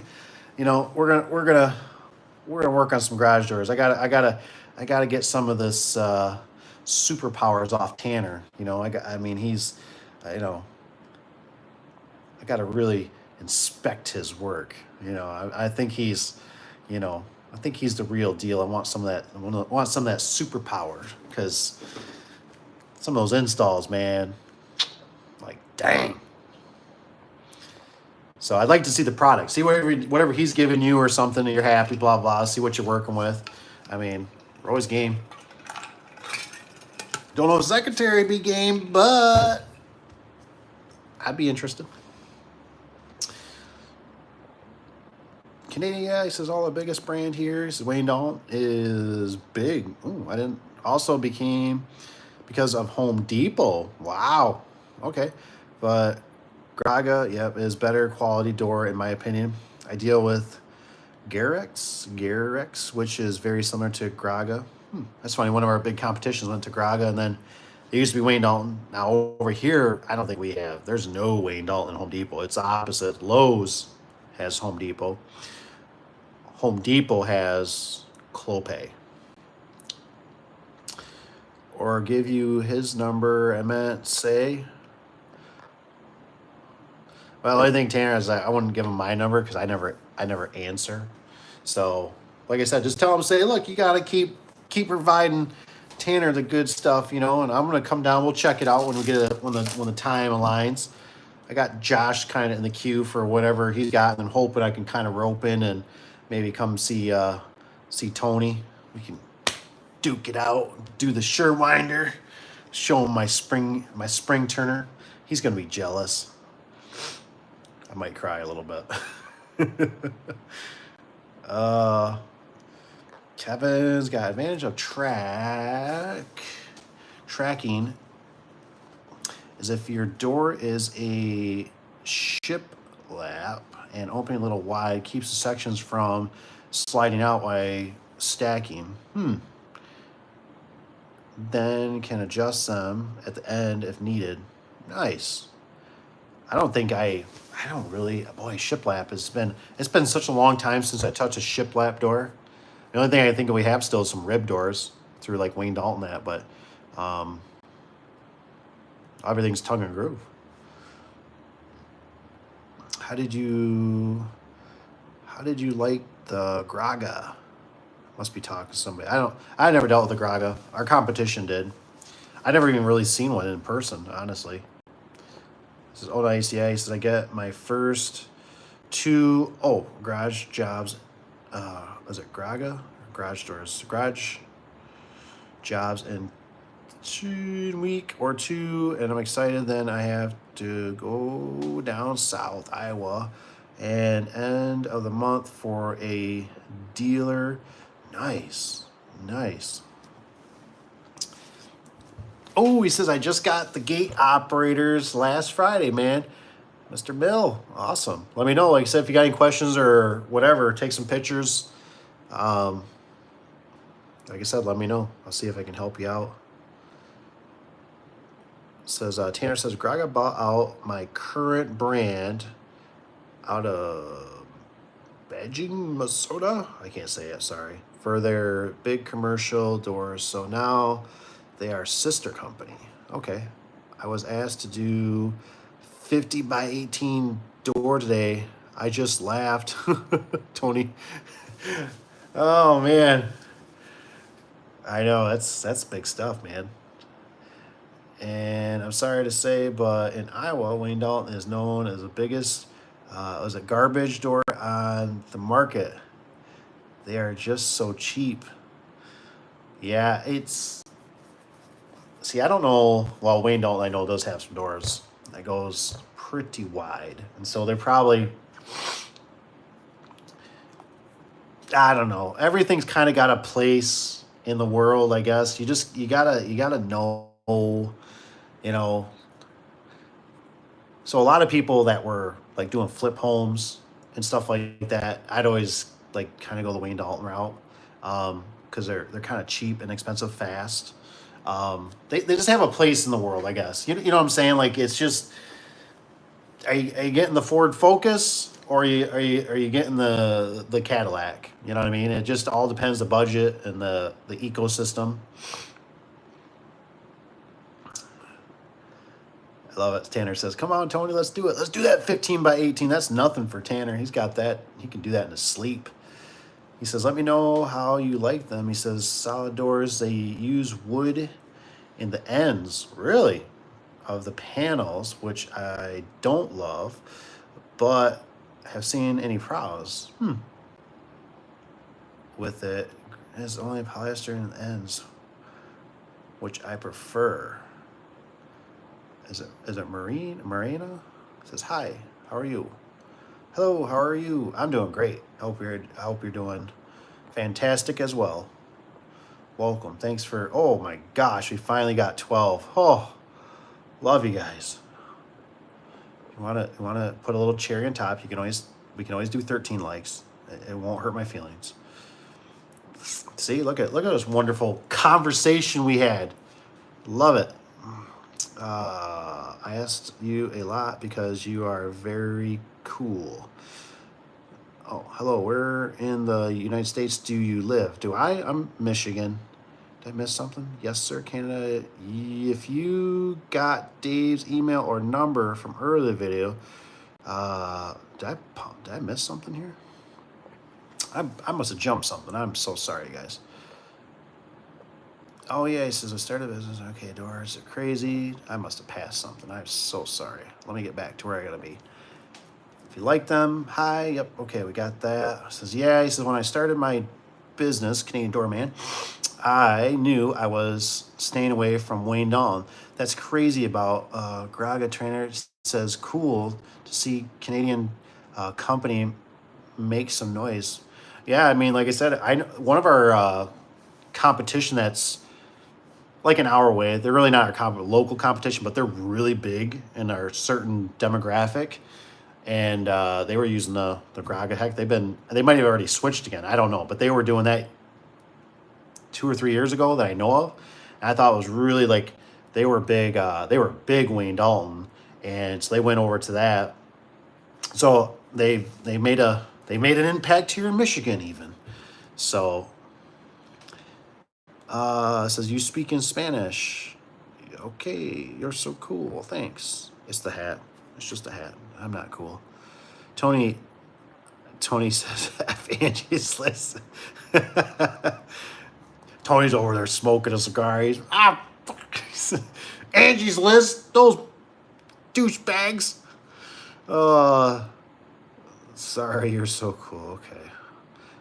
No praise here. Tanner says, yes, sir, Canada. You got Dave's email number, video, reach out to him and get my number. I give it out, but I already get like 300 spam calls a day. Yeah, Tanner, I totally understand that. That's why my phone's always on silent. And it's like, if I don't really know you, I don't turn my phone on until I'm like, oh, okay, blah, blah, blah. And I know somebody's calling me or I'm making set up a time. Cause I'm the same way. I never get nothing done during the day if I was checking the phone and, with phone calls and stuff, and then voicemail. Oh, and then, what's the worst? I think the worst part for me, right? Somebody will call you, and I know my email gets full too, or whatever. So I'm always like, just text. But, they'll call you, hi, this is blah, blah, we need you to call back. Okay. You call back, voicemail box is full. After you already listened to it ring, 4, 5, 6 times, you're like, mother, blah. And I just text them anyway. So I'm like, hey, let you know your voicemail's full. I'm here. But what can I do? Says, hello, where in the United States do you? I think I said Michigan. Says, I ask you a lot of questions. You are yes. Yeah, for sure. Sounds good, Tanner. Always have a good night, fellas. Awesome. Yeah, I'll jump off here too, like I said, shortly, because we're pushing it. Everybody's got to go to sleep. Mark installing a 20 by 20 or 24 by 20 in Miami. Ooh. And is it Dade County? He says for a Winland testing next week. Ooh, up to now my biggest door has been 20 by 14. Oh, any helpful tips? Oh man, this is Tanner. Tanner, where is the Williams says, Tanner, where's the dealer expo in Iowa? Oh, nice. Yeah, I don't know about that 20, like I said, the 20 by 24 by 20. I don't do that big of doors. Tanner does though. Probably the biggest thing is get 2 scissor lifts. That'd be my thing. Yeah, Graga bought North Central. Ah, Minnesota has, what is this called? Discriminates against Wayne Dalton. Wow, interesting. Boy, you guys are hardcore over there. You guys are not liking it. Can you sell my G-Wagon? Man, I can't even afford a G-Wagon. He says, yeah, Tanner, the guys that are putting my building up hit me up today. Nice. Tanner does something, what does it say? Demos, and I have one in Minneapolis.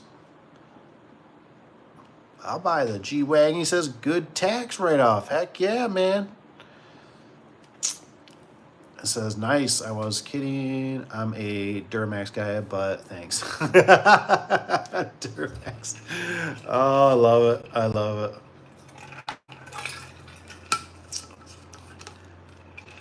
Good night, can't hang. That's right. But thanks for answering questions. Hey, man, appreciate it. I'm so glad. It looks like things are starting. We know how this goes, don't we, Mr. Tony, Tanner, and Kevin, and everybody else. We know how this goes. It's starting to. It's getting late. Nothing's good after. What is it? After midnight or something I say, or after dark? What's that saying? I can't think of it. And eat your Wheaties. That's right. All right, you guys. We got to work tomorrow. I hope you guys have a good tomorrow, a good Tuesday, or just a good day wherever you're at, or good morning across the lakes, across the ocean. Otherwise, I'm signing out. And it says talk about you. I don't know. I talked a lot about me. Too much, honestly. It's coming, guys. That's all right. I'm signing off anyways. I hope everybody has a great day. Remember to keep your fingers. We'll see you on the next one. Thanks, Tony. We'll talk about the Surewinder tattoo. God darn it, Tony. I just can't believe you snuck that in there. All right, guys. I'm out. Love you guys. We'll see you. Take care. I got to figure out how to turn this off. I always forget.